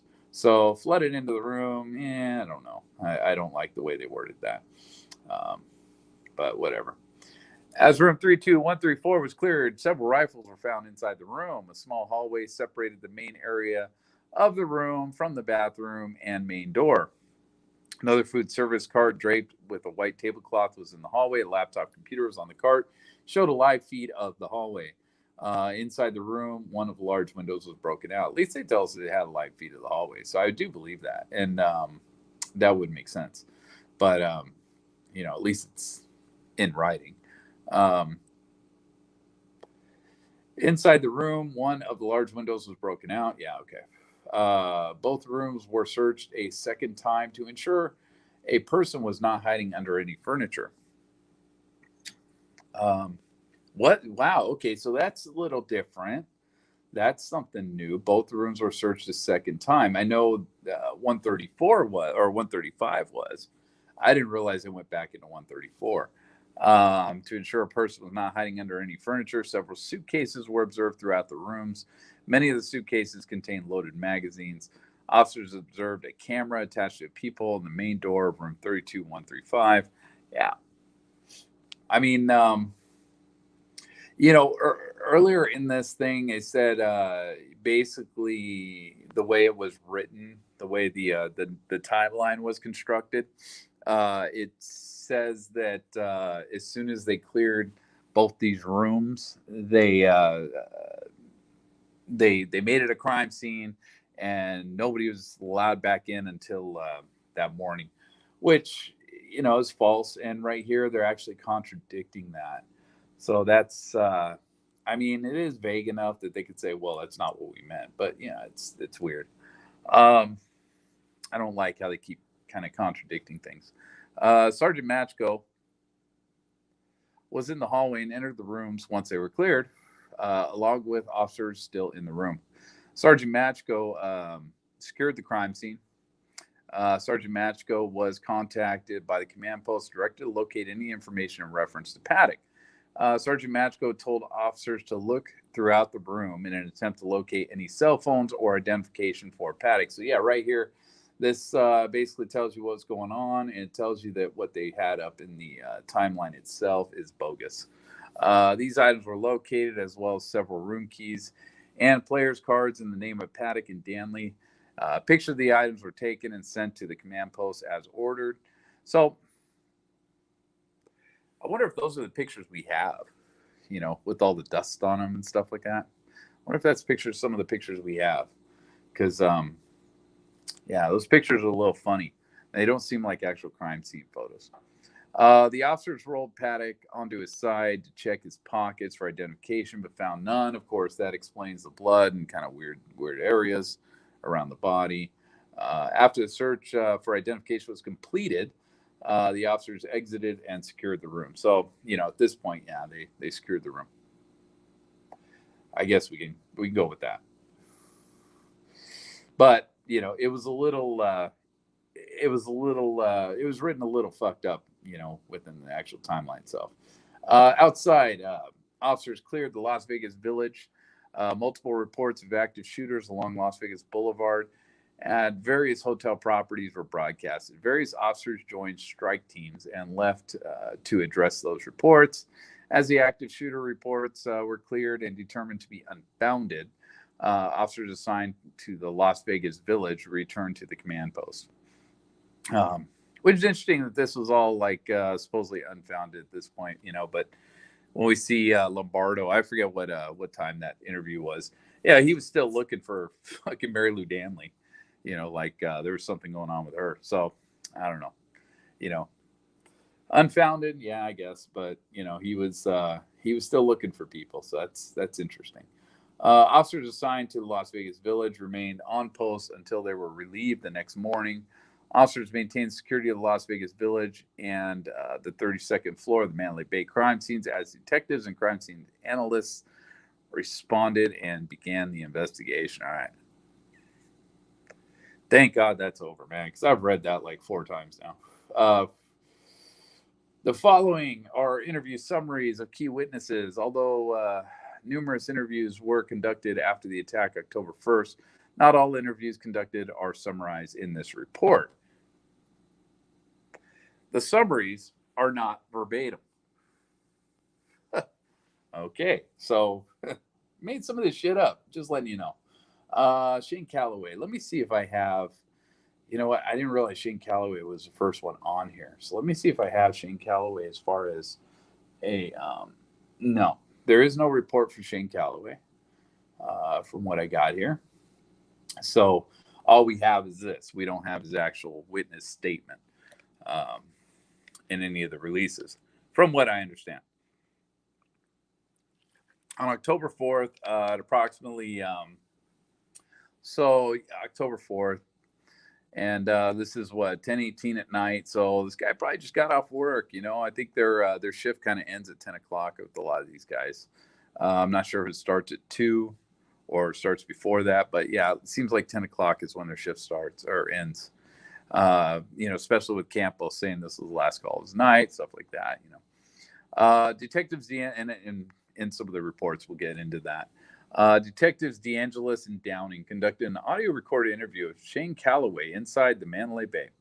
Below is a summary of the interview. Of course, he's a valet guy, right? On October 1st, approximately 10:26, Calloway was working in valet when Paddock arrived in his Chrysler van. Calloway approached Paddock's van to welcome him. Paddock was alone in the van, and Calloway asked Paddock if he was checking in. Paddock stated he already had a room and started to give Calloway the room number. Calloway stopped Paddock by telling him he only needed the name on the room. Paddock stated the room was under Mary Lou Danley's name. Calloway stated nothing stood out in reference to Paddock's behavior and did not remember seeing him with any bags. The only thing Calloway thought was strange was the fact that Paddock checked his vehicle in under Danley's name. So this was the day that he brought in 4 bags, really, but 2 rolling bags, and then he had 2 bags on top of those. One was, I believe, the white, paper sack bag, whatever. So Jesus Campos. Now this is going to be, how much time am I at? Shit, this is going to be a long fucking video because I got a lot to go through with Jesus here. So we'll see what we can do. Jesus Campos, security officer, on October 4th at approximately 12:55. So, what has he been off for an hour now? Detective Penny conducted an audio recorded interview with Jesus Campos inside the Mandalay Bay. Also present was his union rep. Below is a summary of the interview. His union rep. He brought his union rep. What the fuck? Campos is an armed security guard for the Mandalay Bay and was working his shift. Campos stated at approximately 2200 hours, 10 p.m. He was advised by dispatch to check a hot sauce alarm. It was, according to the security dispatch, it was 9:18, I believe. So yeah, he's a little off there. And also, real quick, going into this, this right here is pretty exact of a time. This 10:26. Oh no, 10:26 is not when he saw. Yeah, October 1st, 10:26. That's a pretty exact time. So I'm guessing, since we don't have this guy's statement, we can't fact check it. that either this guy was told what time it was, because you're not going to remember that exact time. There's no way this guy looked at his watch at that point and remembered exactly what time Paddock had gone. So this is either they've taken certain liberties to help in this statement and write some of this statement, which, would not hold up in court. But either that or this guy was told and shown the video to show him exactly what time this was, because we do have this on video. So I guess that's a possibility. But I can't see this guy remembering that time for that long. Anyway, Campbell's unarmed security guard from Manly Bay and was working a shift. Campbell he was advised by his dispatch to check hot sauce. He stated at approximately 10 o'clock. He was advised by his dispatch to check a hot sauce alarm. Actually, 5 of them, from what they say. The alarm location was room 32129. Campos went to the floor using the stairwell at the end of the tower. What? Campos went to the floor using the stairwell at the end of the tower. Okay, but where was he? I mean, the way this is vague is basically telling you Campbell's got these alarms. So he climbed the damn stairwell for 32 floors. No, that's not what happened. That's not what happened. That's not what happened. Yeah, but like 4 days later, I mean, do you really care that you ran into Paddock on the first? I mean, I don't know, dude. Just that it doesn't seem right to me with that guy. Upon reaching, and we don't have his report to actually back it up, so we'll never know. Unless we could FOIA that shit, which I'm about to get into a little bit. I'm going to start trying to FOIA some stuff. We'll see what happens. Upon reaching the 32nd floor, he was unable to open the door from the stairwell, which was unusual. He didn't have to add that, but all right. Campbell stated he walked down the 31st floor and came back to the 32nd from the elevator. So he walked down the 31st floor. Okay, so at least they're admitting that's what he said. Up above, they called him a liar on that, so whatever. Campbell's walked directly to the stairwell door, which is next to room 32135. Upon opening the hallway door to the stairwell, he saw a secondary door leading to the stairs was secured with a metal bracket. He contacted his security dispatch, inquired about it, and was told to contact maintenance. Campos was told by maintenance they knew nothing about it. All right. So here's one of the things that was a big bit of controversy between me and Hunter in the day. Is if you're a security guard and you saw something like that, what would your job be? What would you do? Like, what would you actually do? I mean, you're just told that this wasn't supposed to be there. What are you going to do about it? Okay. Anyway, and I, we're going to have to get into Alsbury's statement and stuff like that to kind of decipher a little bit of that. While Campos, because Alsbury told him to go up and go down the stairwell and look for the guy. While Campos was standing at the stairwell doors, he started to hear an industrial drill sound.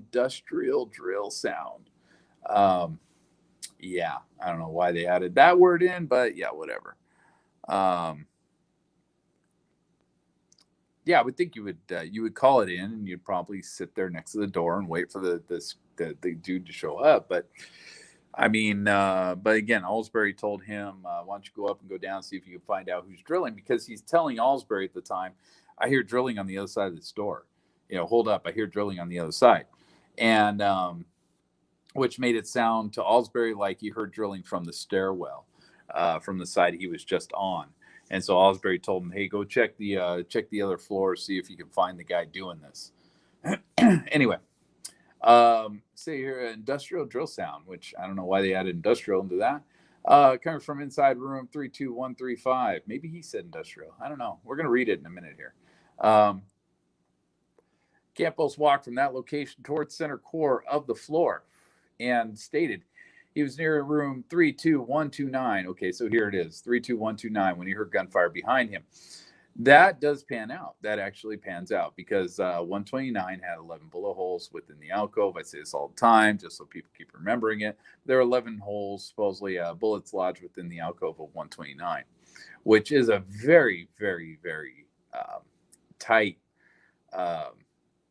pattern as far as that goes, because that 129, I mean, the way those alcoves, the way that room is situated, the way he fired through that dummy door, it's a pretty, you can't see the whole alcove from there, right? That 129 is pretty close, and it's hard to explain. I wish I would have got pictures of it while I was there, but it's very hard to explain that. But that is a very tight fucking, line of sight that this guy had. He did not have a line of sight to that entire alcove. So I don't know, whatever. So, but let's kind of check out that he was probably sitting in front of this room when the guy started shooting down the hallway. As Campos started running, he was struck in the left calf. Campos hid in the alcove of rooms 32121 and 32123 as he broadcast over the radio and called into his dispatch reporting gunfire that he was shot. Now, determined to be rooms 32122 and 124 during the investigation. How they figured this out, this right here, I have no idea. No fucking clue. No cameras, nothing. Nobody else was up there, as far as we know, in any of the reports saying that he was wrong about this, except for Shuck. And, this guy could have actually been in this alcove, according to his statement. I mean, his statement didn't say he moved, of course, to this alcove, but his statement did say he was in this alcove up here, this 121, 123. So where they got this, I'm really not too sure about. But it does kind of check out. Because in this alcove, there were, I believe, 6 shots lodged in that alcove. So he was shooting at somebody in that alcove. And this guy was a very good shot for shooting through a blind door, using a little fucking camera. That's crazy. This aspect of it. Yeah, there's a lot going on here. That's why I go through this, man. In the end, a lot of this may be futile, may turn out to be futile, because if they're hiding something at this point, they've hit it pretty well. And we fucked this community up to the point where, we're not going to be able to get much out of them. But anyways, Campbell stated 3 armed security officers were sent to his location. That's weird. While in the hallway, he started hearing more gunfire, and he believed lasted about 10 minutes. All right. He believed gunfire was being directed outside. Campos waited until he did not hear any more gunfire from the room before deciding to run to Center Court. No Shuck, nothing about Shuck. As Campos arrived at Center Court, he made contact with 4 Metro officers. Campos gave them information about the location of the shooter. He told the officers the suspect was shooting through the people. Campos then went to the lower level of the hotel and received medical attention. All right, so he took off. He went downstairs. As far as who the 4 officers were, that would have been after 1017, I believe. And I can't remember anybody's names, and I'm not totally sure that there were only 4 officers up there. I'd have to scrub through some stuff, man, and we're gonna get there eventually with all this stuff. Campbell stated when checking the stairwell door, he did not remember seeing a room service car in the hallway outside of room 135. He also stated while pinned down, he never peeked out to looked in the direction of the room for fear of being shot. Campos did not leave the alcove until after the gunfire stopped. The only suspicious noise he heard from room 135 was the drilling. That's not accurate. He would have heard this gunfire. I mean, it says did not leave the alcove until after the gunfire stopped. He wasn't seeing the gunfire. So the only suspicious noise he heard from 135 initially was drilling, and then it was gunfire. But yeah, whatever. These fucking idiots. This report is retarded. Campos did not see the suspect paddock during the incident. Now to me that's interesting. Nobody saw. Okay, so here's the problem that I have with all of this. We have very limited statements from a lot of these guys, these valet attendants, stuff like that. We don't have really, I mean, you think about it, you don't have a statement of really anybody who interacted with Paddock during his trip out here. Now I know like they like to say he's a loner, he doesn't like people, whatever. And all that may be true, but nevertheless, he interacted with a lot of people. He definitely interacted with a lot of people. And we don't have statements from any of these people. So let's see, not that. Uh, we can look at, let me see, just for shits and giggles, just for instance, right?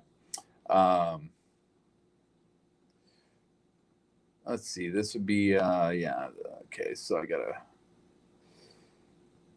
gotta go to this one, I believe. All right, so this right here. Who's he talking to? Who is that person? We don't know. We'll never probably know. He was talking to someone here. He shook hands with a dude in this room. There's a guy sitting there. I love this guy, man. Look at this guy. This guy's like turning around, staring at him, dude. He's like, what the fuck? I wonder what Paddock is saying right there. This guy's like checking him out. But he hugged a lady in this room. He shook hands with a dude in this room. He was gambling next to a dude in this room. The people doing the payouts, there's usually two people doing the payouts, one counting the money, one doing the paperwork, whatever, or the form, whatever, the tax form they give you. So yeah, he interacted with a lot of people within this room. And of course, this is, I believe, the cashier right here. So he had some interactions. And this is just this one scene, right? So this is just this scene. I mean, I don't know if they talked to this fucking dude, but this dude, man, he's staring hard at him. I don't know what that's about. But I would expect to see a report from this person. Don't think we have it.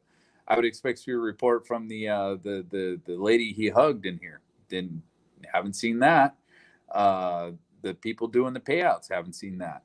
Haven't seen Jay Wheeler, haven't seen C. Colton, I haven't seen C. Orpia, I haven't seen any of the people that gave him keys, haven't seen any reports from any of them. They're not even in this final report whatsoever. These are people that talked to him. These are people that interacted with him. Haven't seen his casino hosts. Casino hosts would have interacted with him. You know, he would have been the one that booked the suite in the first place. He was actually they mentioned him in the report that he went to his host and he begged for, you know, the 200 wing hallway or the 200 wing, 135, whatever, 235. He was begging for a room over on that side. He talked to his host. We don't have a statement from any of the hosts for MGM. All we have is Caesars and Wynn. That's what we got. We got two, I think, hosts from Wynn and one from Caesars. So they did interview hosts. But yet we don't have anything from anybody who really interacted with this guy other than maybe the valet attendants and the baggage handlers. To me, that is a little suspect. That's a little shady. You know, it's things like that that kind of just made me wonder what the fuck is going on. So now what I want to do to go into some of this as far as Campos goes. And this is going to be super, super, super exciting. But Campbell's statement. I hate reading statements, but we're going to start reading statements. In fact, I'm getting tired of reading, period. But we're going to do this. All right. So, come on, dude. Really? You gonna do this to me? Oh, okay, there we go. Okay, so don't really care about all this information. You know, 2208 was when they did the event. Which to me is interesting because I thought they mentioned it started at 10:05, and but they labeled this 10:08. But yeah, we'll see. I don't know. Maybe some of the other ones are different. I don't know. Don't care about any of this. Detective Penny, a force investigation team, conducting a recorded, his date of birth is, home address is, cell phone is. He's employed Manly Bay. His occupation is security officer. He works from, what is this? This is 3 in the afternoon to 11 o'clock at night. Huh. This is his last call of the night was at 10 o'clock. That's weird.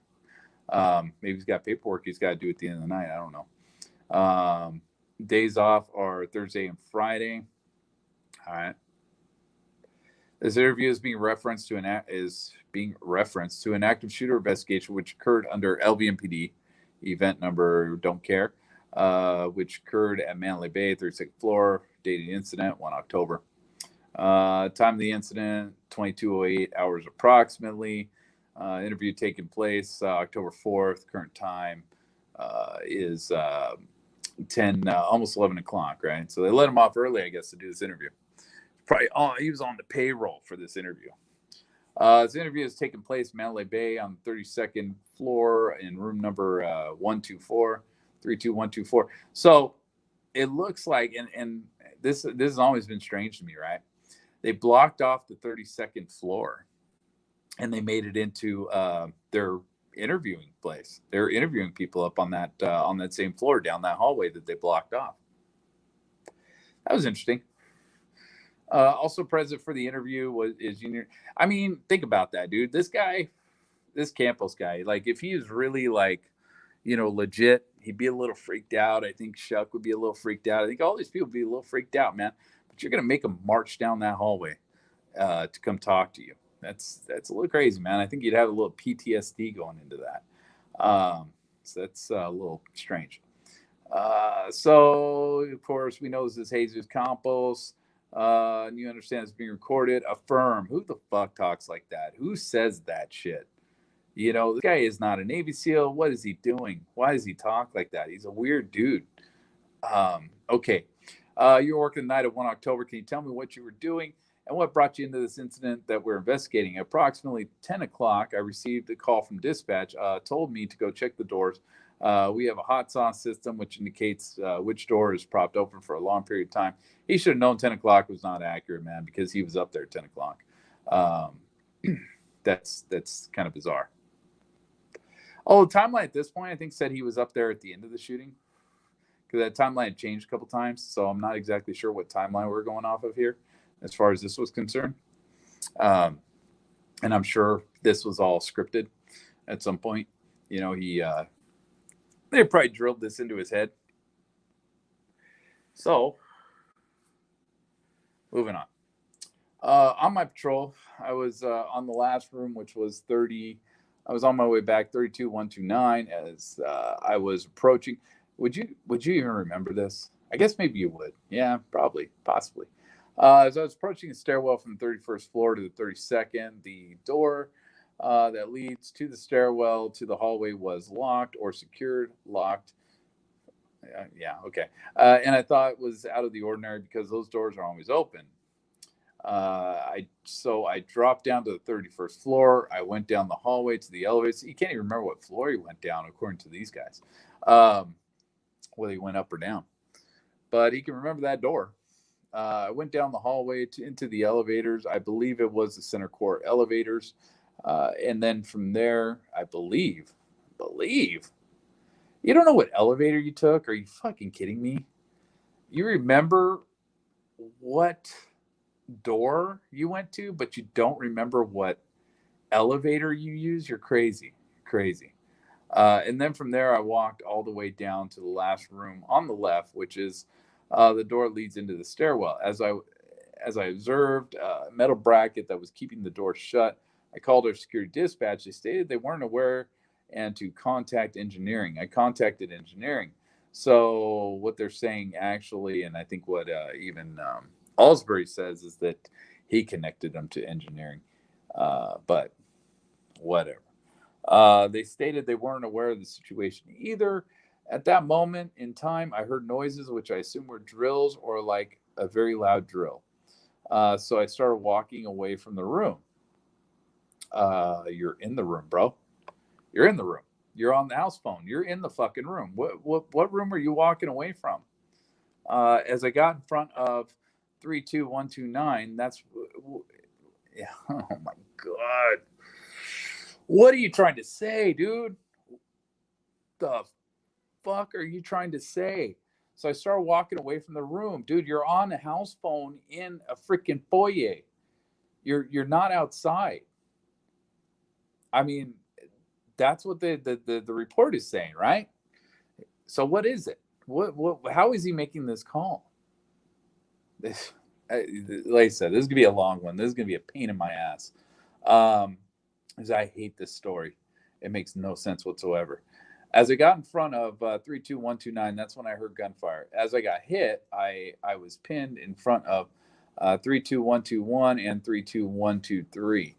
Now, this is possible that, yeah, they could be legit. He could have been on the other side of the hallway. I don't know how they would know that, but it is possible that he's looking out from the room he's in, and the rooms that he sees across the hallway are these. These are the number plates that are burned into his head because that's what he's looking at across the hallway. I get that, but still, how do they know? Because that's not what he's saying here. I noticed I was bleeding, and at that moment in time, I got over the radio and my mobile phone to contact dispatch that shots were fired and that I was hit. I gave them the location of 32135 because that's where the shots were being coming from.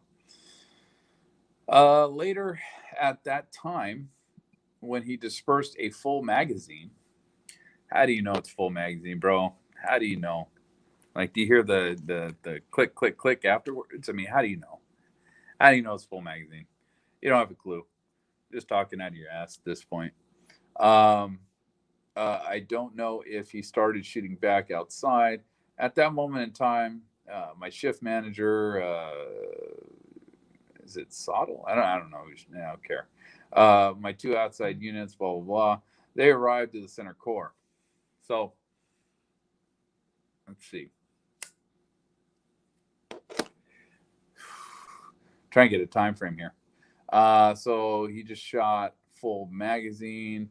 I don't know if he started shooting back outside. I don't wait. I gave him the location because that's where shots were being coming from. Later at that time, when he dispersed a full magazine, I don't know if he started shooting back outside. So is he saying he shot a full magazine into the hallway? Because that's the way I read this originally, and I could be, a little off here because this doesn't make a lot of sense, and we don't have the recorded version of this. Full magazine inside, outside, down the hallway, or out into the venue? What is he talking about? So at that moment, shift manager, blah, blah, blah, my two outside units. So at this time, more people show up. They arrive to the center core. At that moment in time, he wasn't shooting out towards the hallway. That's when I see, because he said that at that moment in time, he wasn't shooting out towards the hallway. Because of that, I always took the sentence above this as far as dispersing the full magazine as being down the hallway. But again, I think that's probably incorrect. That's when I breached. This dude breached and made my way down to the center core. He breached. This dude breached the room by himself. Yeah, this guy's got some weird language. After the center core, 4 Metro officers showed up. At that moment in time, I was given the green light to go downstairs, the 200 wing elevators down to the baggage area. All right. So we've all seen that, what that looks like as far as that area. Okay, so can I make this bigger? Oh yeah, I can. Look at that. I don't know about you guys, but this is like very blurry on my screen here. So I don't know if you guys can even read any of this stuff. Okay, so around 10 o'clock, dispatch contacts you via radio, yes, and says they have a hot sauce alarm, yes, like hot sauce, like sauce. No, SOS, SOS. Oh, so I just want to make sure because when this gets transcribed, I want to make it sure. Is an acronym. I don't really know what it stands for. I know it's Hotel Operating Something System. Okay, no worries. So you get a hot sauce alarm. Um, and that alarm is tripped when the guest room door is left open for an extended amount of time. Yes. That alarm was coming from 32129. Yes. So as you're coming up the stairs, and so you're in the 100 wing. Yes. Stop interrupting them, damn it. And the stairs are on the far end of the 100 wing, like where the suites are, whatever they are, at the end of the hallway. Yes, sir. As you get to 32, you check the door, and the door is secured. Yes, which is unusual, right? So who's giving the statement here, the detective or Jesus? Because it sure seems like this, the Jesus is not the one giving the statement here. Anyway, so which is unusual. You notify your dispatch. They don't know anything about it. They tell you to contact maintenance. You contact them. They don't know anything about it. So you go down to 31, take an elevator back up 32. You go straight down the hallway into the fire exit that was secured. Those are double doors. Yes. Maybe he's just getting frustrated with them. That's what it sounds like. It sounds like his cop is actually getting frustrated with the guy.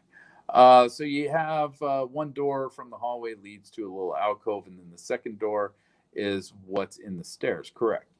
And was it the hallway door or the interior door that was secured?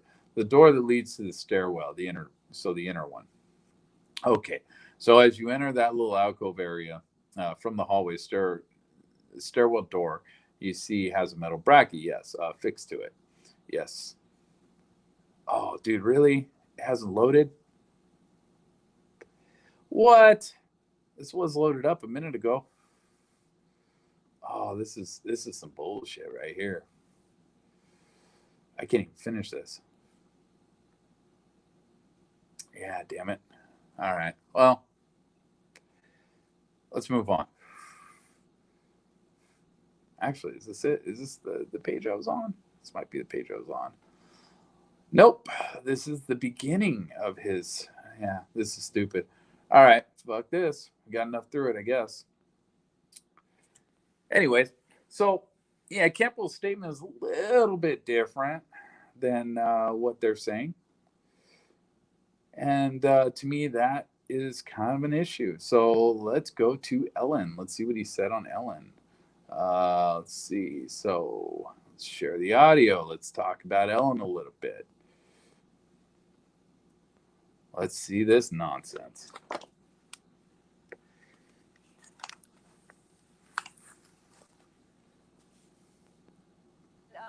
First of all, how are you both doing? And I hope you guys can hear this. Not sure how. It doesn't sound very loud in my headphones, so hopefully it's loud enough for you. Doing better each day, slowly but surely, just healing physically and mentally. Yeah, I imagine that you relived that a lot. Yeah. Yeah. And how are you? Wasn't that awkward? That seems so awkward. Doing, Stephen? It's definitely hard. As each day passes, though, we're working to get over this. Okay, so Jesus, you're the security officer, and it sounds like that's where he belongs, on the couch. And you were called to check on a door that was, I guess, when a door is left open for a certain amount of time, you're supposed to go check on it, right? Yes, we get notifications, making sure that to secure them, or if they were already been secured, just making that check on the doors. Okay, so you were going up the fire escape to get there? Now, I'm not sure if he's like, oh, there you go, there's your name. I'm not sure if this dude is like, if this dude is thinking, like trying to come up with big words and stuff like that, or if he's trying to remember his lines. It's kind of weird. Via the stairwell from, I was coming from the 31st up to the 32nd. Right. And he sticks with his story. He's coming from the 31st to the 32nd.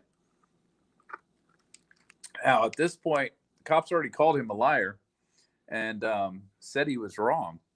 But apparently, yeah, I don't know. When I approached the door, It didn't open, and it was blocked off, so I had to reroute. Is that a normal thing that the door? Wait. What are you saying, dude? What are you? You're all screwed up. When I approached the door, it didn't open, No. or Go if back. they were already been secured, just making that check on the doors. Okay, so you were going up the fire escape to get there? Stairwell, not fire escape. Via the stairwell from I was coming from the 31st up to the 32nd. Right.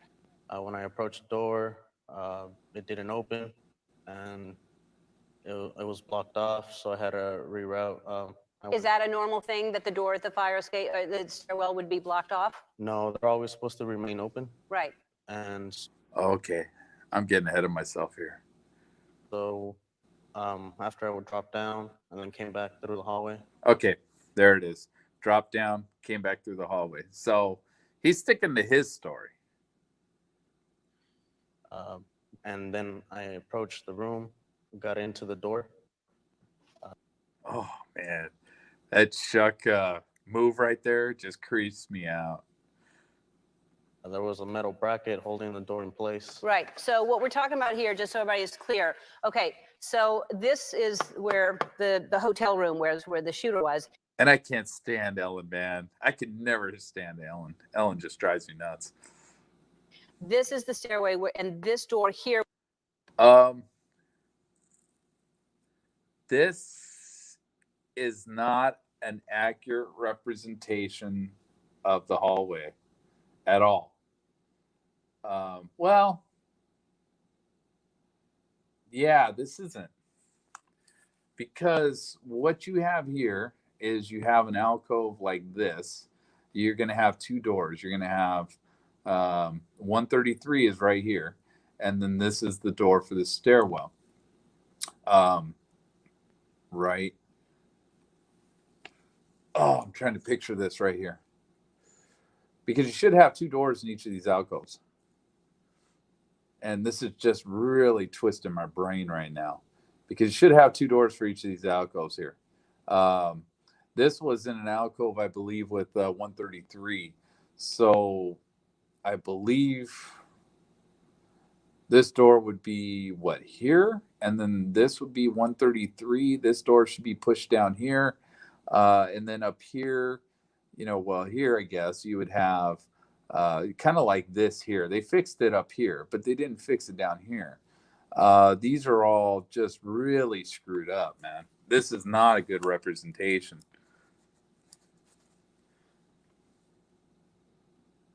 Was blocked, and you didn't know that till you came up through the elevator and went through this door and saw that there was something blocking that door. And when you saw that, did you think that's weird? Why would somebody put brackets on? Yeah, keep leading them, Ellen. Keep leading them. On a door? Yeah, that's just out of the ordinary.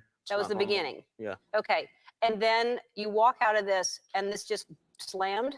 Well, when I was in between that area, I was calling security dispatch to get transferred to engineering. Dude, he sounds like he don't even give a shit. Like he doesn't want to be here.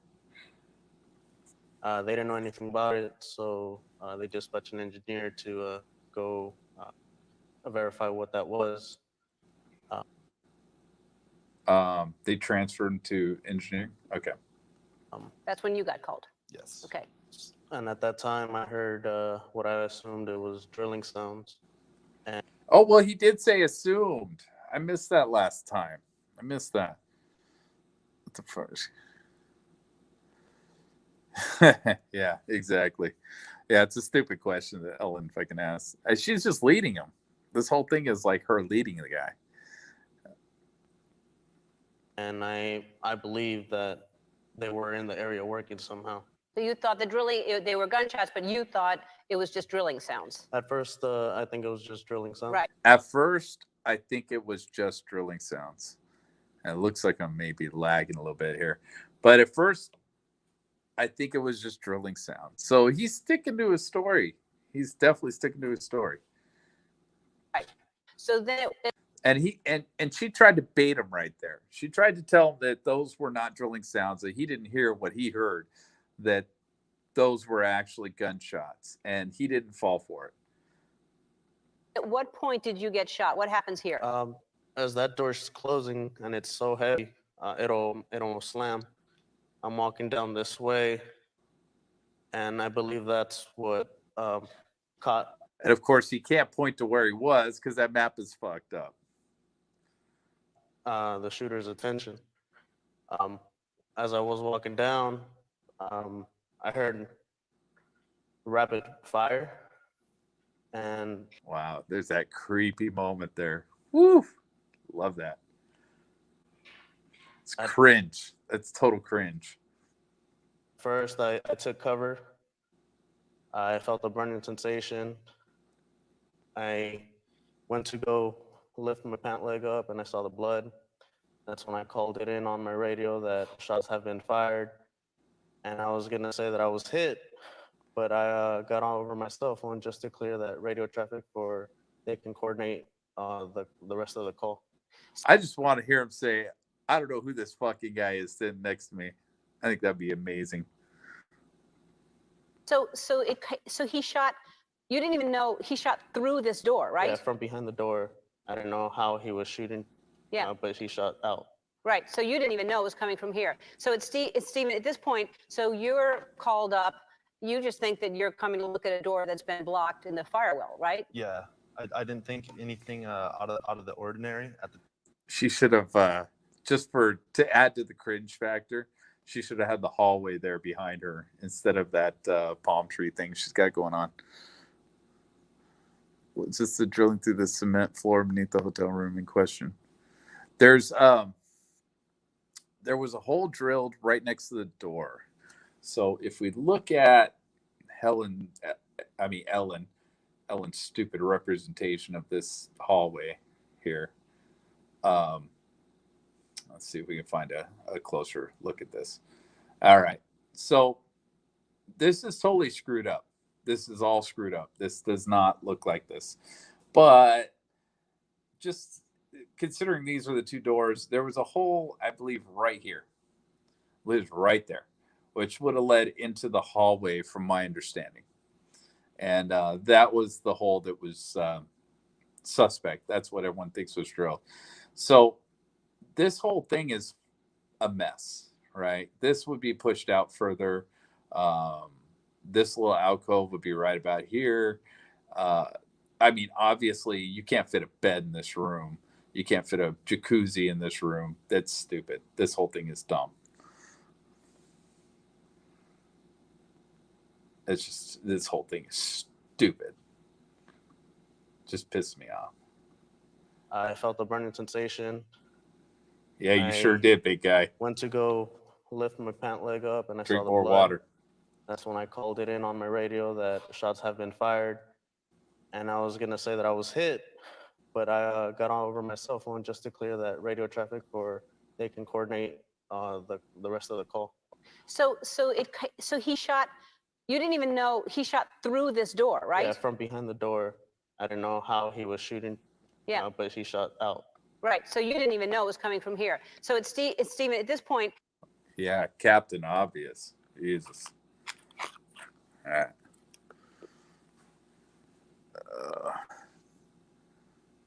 Through the floor. What? That's a weird one, man. That's bizarre. That's strange. So you're called up.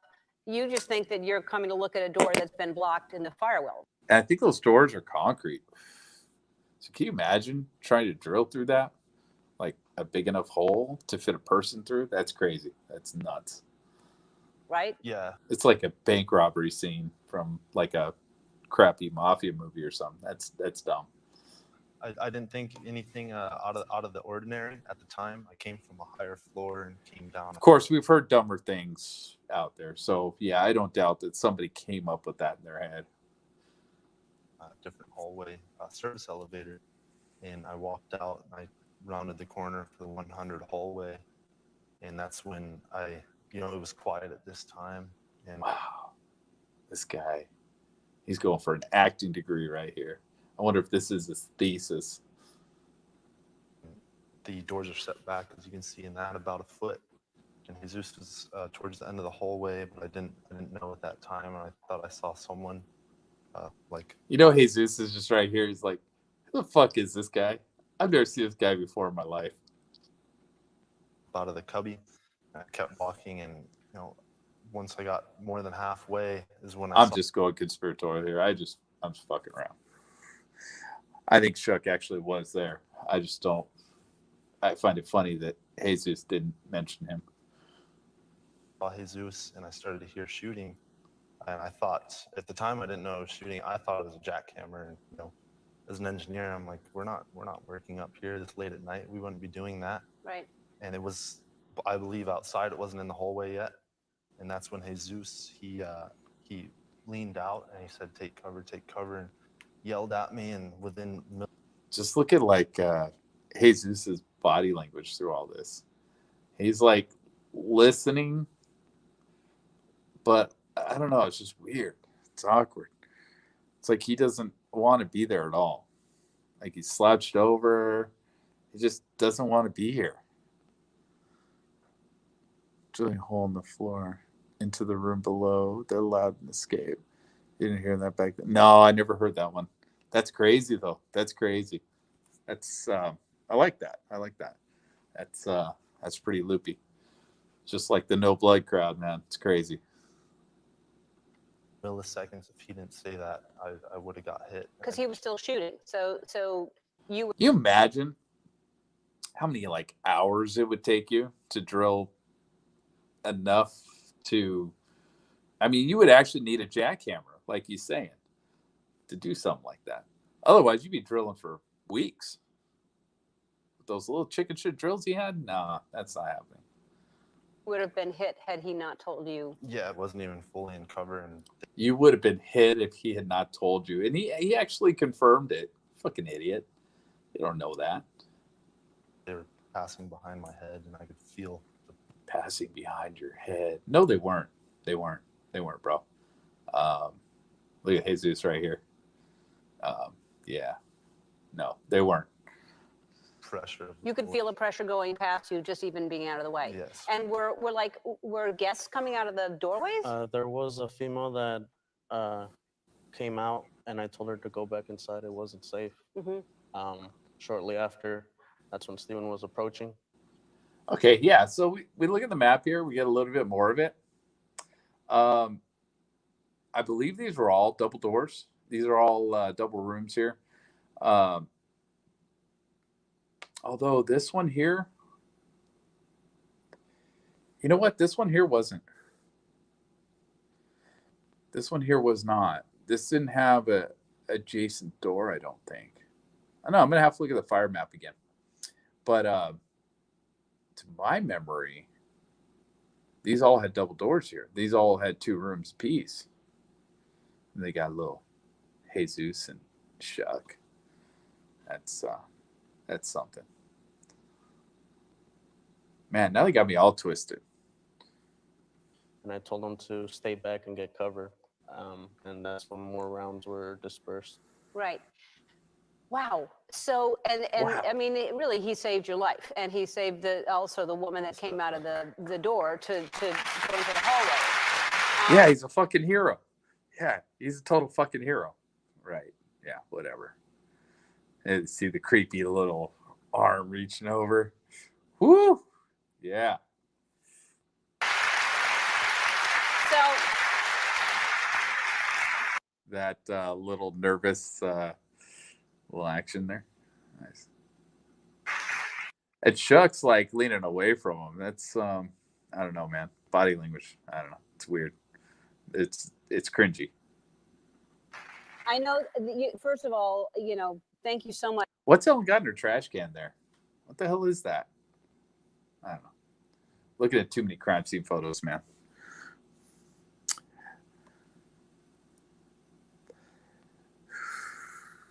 Yeah, jackhammer, that's ridiculous. Feet of cement and then air duct system. Yeah, the air duct system, that's still a thing. I still hear people talking stuff about that. That's kind of nutty. Someone crawling through an air duct system is kind of nutty. I'm wondering though, I'll be honest with you. I'm wondering if that hard drive ended up in the air duct system, but speculation. I got nothing to prove that. Much for being here, and I know that you've had so many people asking for you to tell the story and to talk about this, and I understand your reluctance because you just want this to be over. So you're talking about it now, and then you're not going to talk about it again. Ooh, there it is. You're not going to talk about it again, like she's doing hypnosis on the guy. And I don't blame you, because why relive this over and over again? But it's helpful for people to understand what a hero you are, because you being shot in the leg saved so many people's lives. And instead of you, Did he though? Did he though? Really? We going there? just getting out of there, you saved Stephen's life, you saved that woman's life, and who knows how many other people. And Zero. I think that's the number you're looking for. 0. we just wanted to celebrate you. That's why you're here today, because we want to thank you for what you've done. Even after this happened, instead of going to the hospital, you stayed to help the police and give them all the information they needed to piece these things together. Did he though? He went downstairs, according to his report. And also, what else did you want to mention? I just want to mention all the people that assisted that night, whether it was Metro, the FBI, the community, especially coming together to help everyone in need, the first responders, even the people that got called in to assist in the hospitals, and just everything puts pieces together on. Shuck looks like he's a lot more confident at this point, man. He looks very confident. It's almost like the storm has passed. This guy is, I mean, I know a lot of people say he looks like a handler in this, and he kind of does. But it's interesting how his body language changed here. On how everyone came together to help that night, even in the darkest hour. Yes, there were a lot of people that showed up to help. All right. Ellen, don't give a shit. That was great. Yeah, there's a lot of people that came to help. Yeah, okay, let's move on. Don't care about that. And Stephen? Definitely. Cringe moment again. Definitely, I want to thank the first responders and people on the ground at the show helping each other Speak out. up, I mean, homie. I think the acts of humanity were major that night, and I want to thank Jesus again, from my family and all my friends and everybody for saving my life. Yep. Definitely. Yeah, that's. Jesus is like so nervous. It's crazy. He's like wringing his hands, man. It's crazy. Dude does not want to be here. Really, you did. I don't know if you're taking all that in, and I know, like you said, it's hard. You think about that a lot, and you did. You saved people's lives, and we of course wanted to give you money. We wanted to, and you both were very, very specific. You said you don't want money. You don't want money at all. So you're not getting any money. All right. So we're not going to give you money. But oh, she broke the ice. Wow. All right. Proud of Ellen. Stephen, your favorite team is the Colts, and you've never been to a game. So the NFL is flying you to meet the team and get VIP tickets. So you're going to go see the Colts. All right. And then also it's over here. Okay. Also, Jesus. Oh, the white bag. Ellen's got the white bag. It's the same bag. That'd be crazy if she pulled out a hard drive. A fan of the Oakland Raiders, and Shutterfly is going to give you season tickets when the team goes to Las Vegas. You're going to be able to see them. Also, oh, you got season tickets to the Oakland Raiders or the Las Vegas Raiders now. We know it's really important for you to. Oh wow! May have to go to a couple games. That everyone is recognized. So Shutterfly cares about supporting communities. So it's going to make a donation of $25,000 in your name to the GoFundMe page that's dedicated to helping victims. Shutterfly, not Ellen. Ellen ain't donating shit. Shutterfly's donating this money.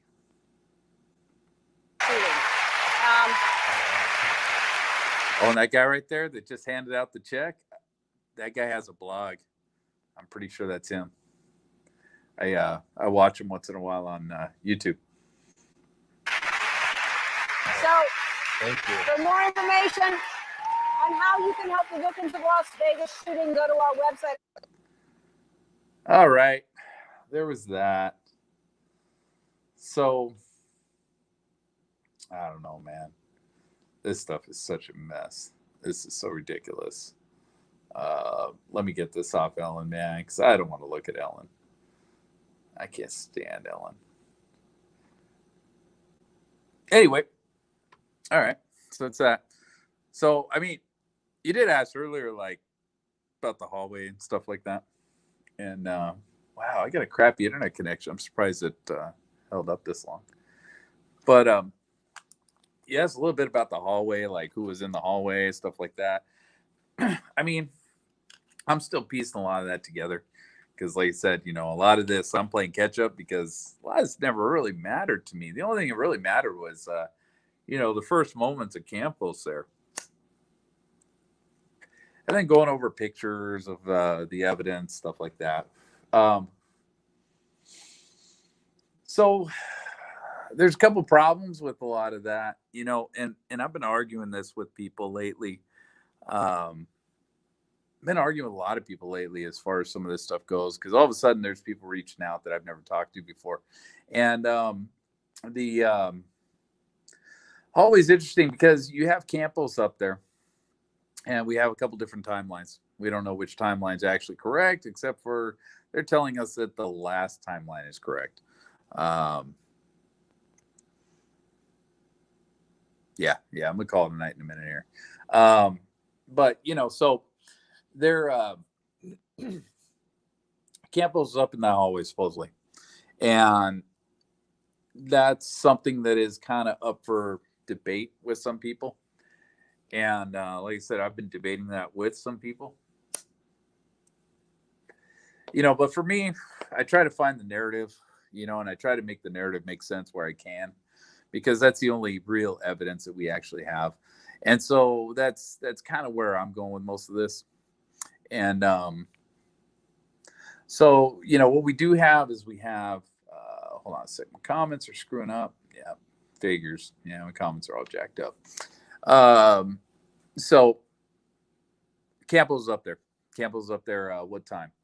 You know, according to the official timeline, you know, Campbell's got hit about 10:06, I believe it is.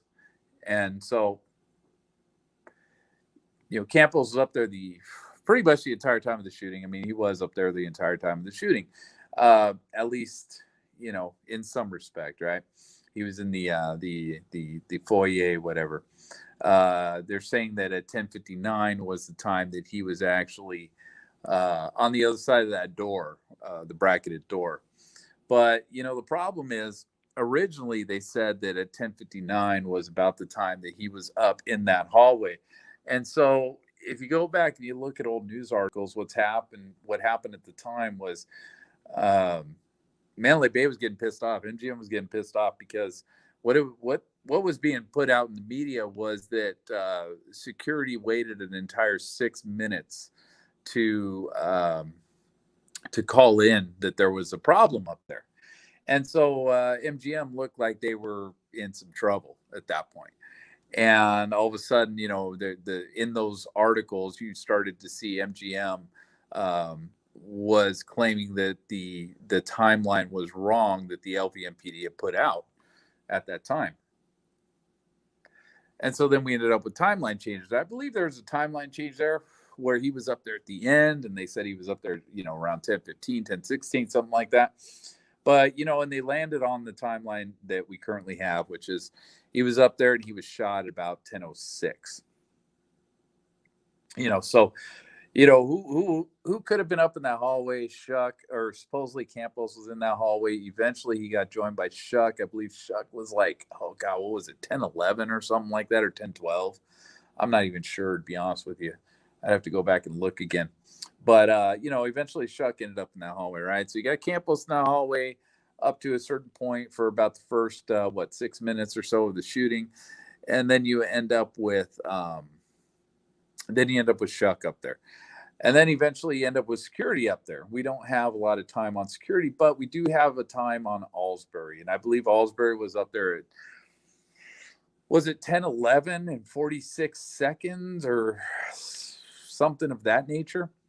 I believe is when Alsbury supposedly ended up there. Now, whether Sada was in that elevator with him or not, I'm not sure.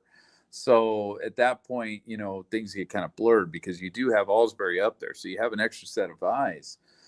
So the problem with anything that states any kind of theory or whatever that states somebody got out of that room after 10:05 is problematic because of Jesus. You got to say Jesus is lying. You know, and that's fine. If you want to say Jesus is full of shit, you know, that's, I get that. But then you have to look at, you know, Shuck being, you know, Shuck lying about seeing Jesus up there. All right. Well, Jesus says Shuck isn't, you know, Jesus never mentioned Shuck. So, or yeah, Jesus never mentioned Shuck. So you got a problem with that. That is problematic, right? So, you know, we got some conflicting information there, but then you have Alsbury later, and I believe Alsbury does mention that Jesus and Shuck were both up there at that point that he got up there, and they both ran into the center core while he was up there. So, you know, at that point you have him up there. So anybody getting out of that room becomes problematic. So that's why anybody that says that the corpse on the floor inside 135 did not do the shooting is going to have problems, because at 10:15 somebody shot out that window, was shooting bullets out of that window. And I mean, you know, and a lot of people are going to argue about that because all these conspiracy theories all break down at some point when you know, they want to say that somebody escaped the room. Well, how'd they escape the room? When you got all these people up in that fucking hallway, how did that guy not shoot the gun? Well, the person must not have been in the room. Must have been a second shooter. Must have been somewhere else. Well, if there's a second shooter somewhere else, I mean, how do you explain all the bullets coming out of that room? Well, they weren't coming out of that room. The window was never broken. Then you end up with all these convoluted fucking bullshit fucking theories, you know, because people are trying to piece together the theory and they don't want to let go of them. But, you know, in the end, it's like, we know pretty much for certain within the first, I would say, 3 volleys of gunfire that it was obviously coming from Mandalay Bay. We see everybody in the crowd pointing up at the Mandalay Bay. We see a guy flipping off the Mandalay Bay. You know, people are not looking around to see where the gunfire is coming from. They know where it's coming from, and they're looking in that direction. So obviously we have evidence, and the window was broken, obviously, and that's a stupid, you know, thing that they got going on with that. When people say a window's not broken, I think that's really dumb. But, you know, you do have people looking up towards Mandalay Bay, and so they were very aware of where this was coming from. They thought it was fireworks, but it wasn't fireworks. It was actually gunshots, right? So we have, you know, problems there. Shooting from Mandalay Bay, the window's fucking broken. We have a guy with a bunch of guns up in there, and he's dead. So what does that say? Well, I mean, you know, nobody got out of the hallway according to the door logs, and you could say the door logs, they omitted something in those door logs, but now you got to deal with Jesus being in the hallway. Well, Jesus was in the hallway, so now you got to take Jesus out of that hallway in some form or fashion. And then you have, you know, Shuck ending up in that hallway. So now you got a little bit of a timeline where now you have 2 people in that hallway. So now you gotta discount both those people. They eventually end up with Alsbury up in that hallway, and the shooting's still going on when he gets up into that hallway. So now you have Alsbury up in that hallway while the shooting was going on. So if people want to say like the first 3 rounds were somebody, you know, and then that was maybe Paddock, and maybe he shot himself, and then somebody else took over, somebody else started shooting from another position, I could see that. But the problem is, you can hear the shots, the gunshots on the Varson body cam. And Alsbury makes a statement that he actually could hear the shots. Shuck says he could actually hear the shots. And so if you're talking about a shooter from another fucking area outside of the hotel, you're not going to hear the shots. So that is a problem. Oh, shit.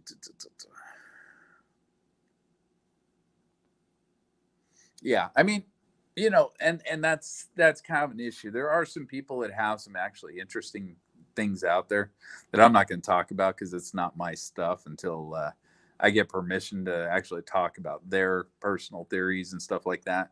And I'm still, arguing it out with these people. So I'm just trying to figure this stuff out still. But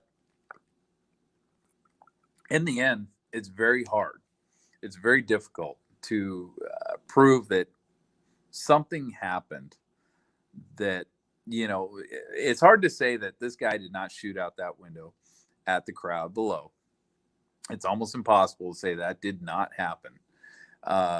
It's very hard to say at this point, as far as I'm concerned, that bullets were coming from somewhere other than this room, because we do have police in the hallway hearing the shots being fired, and we see it on camera, right? And all this stuff, these are not Hollywood actors. This was not all a bunch of staged bullshit. That's stupid. And of course, LRADs are not going to blast sounds inside of the Mandalay Bay at the same time be synced perfectly with everything outside the Mandalay Bay. Everything would have to be synced perfectly. So to me, that's not a good rational explanation for anything. LRAD's never made any sense. It was something somebody made up. I think Cornwall made that up back in the day. And, I never had any faith in that guy anyway. So, to me, it's very hard to take anything seriously. The problem that we do have, well, they don't have any. See, that's the problem. They don't have we're very limited on muzzle blast. The not the sound, but I guess the flash, muzzle flash. We're very limited on that. But there's a simple explanation of that. And I did a video a few weeks back about that, where, you can go look it up on YouTube, where you can actually see flash hiders, and they just go on the tip of a gun. It's not that big of a deal to install those damn things. And you can pretty much hide the flash on a gun almost completely. So that's just, a lot of this stuff can be shot down. It can be put into question. Whether I'm right about that stuff, whatever. But, there are explanations to the majority of the questions that people have. And that's where we have problems. But we do have issues as far as in this report. This report is written like garbage. And as I've been going over it the last couple of days, this report is written like trash. It's total hot trash, and it's junk. And as I said earlier, we're missing some key statements from some key people that actually saw this guy. And we also have the door logs stating that there was multiple people up there at 9:33. And, people have tried to argue that, and all the arguments against that have been really stupid. And, like I said, I stayed in those rooms. I stayed in a room very similar to that room. And, so I understand how those doors work, how they operate, and the double doors and stuff like that. So, you had a couple different scenarios there as far as, putting the credit card in the door. I think that's naive and that's stupid, because earlier that day, that guy had actually thrown the deadbolt and left the door ajar using the deadbolt. So he knew that was a thing. That was something he did. So that was obvious. When he was in the hallway at 9:33, he had a card, I'm guessing. I mean, if you watch when I went through that, man, I melted my brain trying to do the door logs on that. But, this guy, and if you do go back on the videos, man, just, you can just listen to them. You don't even have to watch them. It's just when you start to hear me curse and go crazy, you'll know that something is really pissing me off as far as these reports go. And at 9:33, before that, he had been swiping cards for that exact door, right? And he was in the hallway when he was swiping those cards. He was in the hallway at 9:33 still after he had swiped those cards. So it's hard to believe that this guy would have had to do some stupid Mickey Mouse putting a credit card in the door when he's got a key card to that door. And he's got one for that. And it's hard to believe that he actually locked himself out. I don't believe he locked himself out. I believe somebody did open that door because he was swiping a card on that door and somebody was just helping his ass out. But again, can't they refute that. Although the LVMPD never really, I don't know if they ever really said he had not had any company the whole time he was there. I believe they're what they've said was single shooter, no motive. Single shooter, no accomplices. Single shooter, no accomplices. That doesn't mean he didn't have company at some point throughout this thing. Injured in the final report, it was the least useful. Yeah. This report is trash. This whole final report is trash, and and so he did, at that 9:33 point when somebody opened the door from the inside and somebody was obviously in the hallway. Maybe it wasn't even Paddock in the hallway, but nevertheless, somebody was in that hallway. Somebody had a card to the room 135.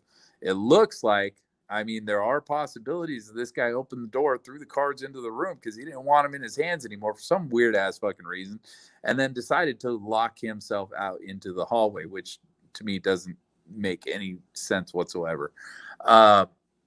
So credit card in the door is stupid. I don't believe that. I think that's dumb because the guy did have a key to that door. The whole thing, there was a thing with the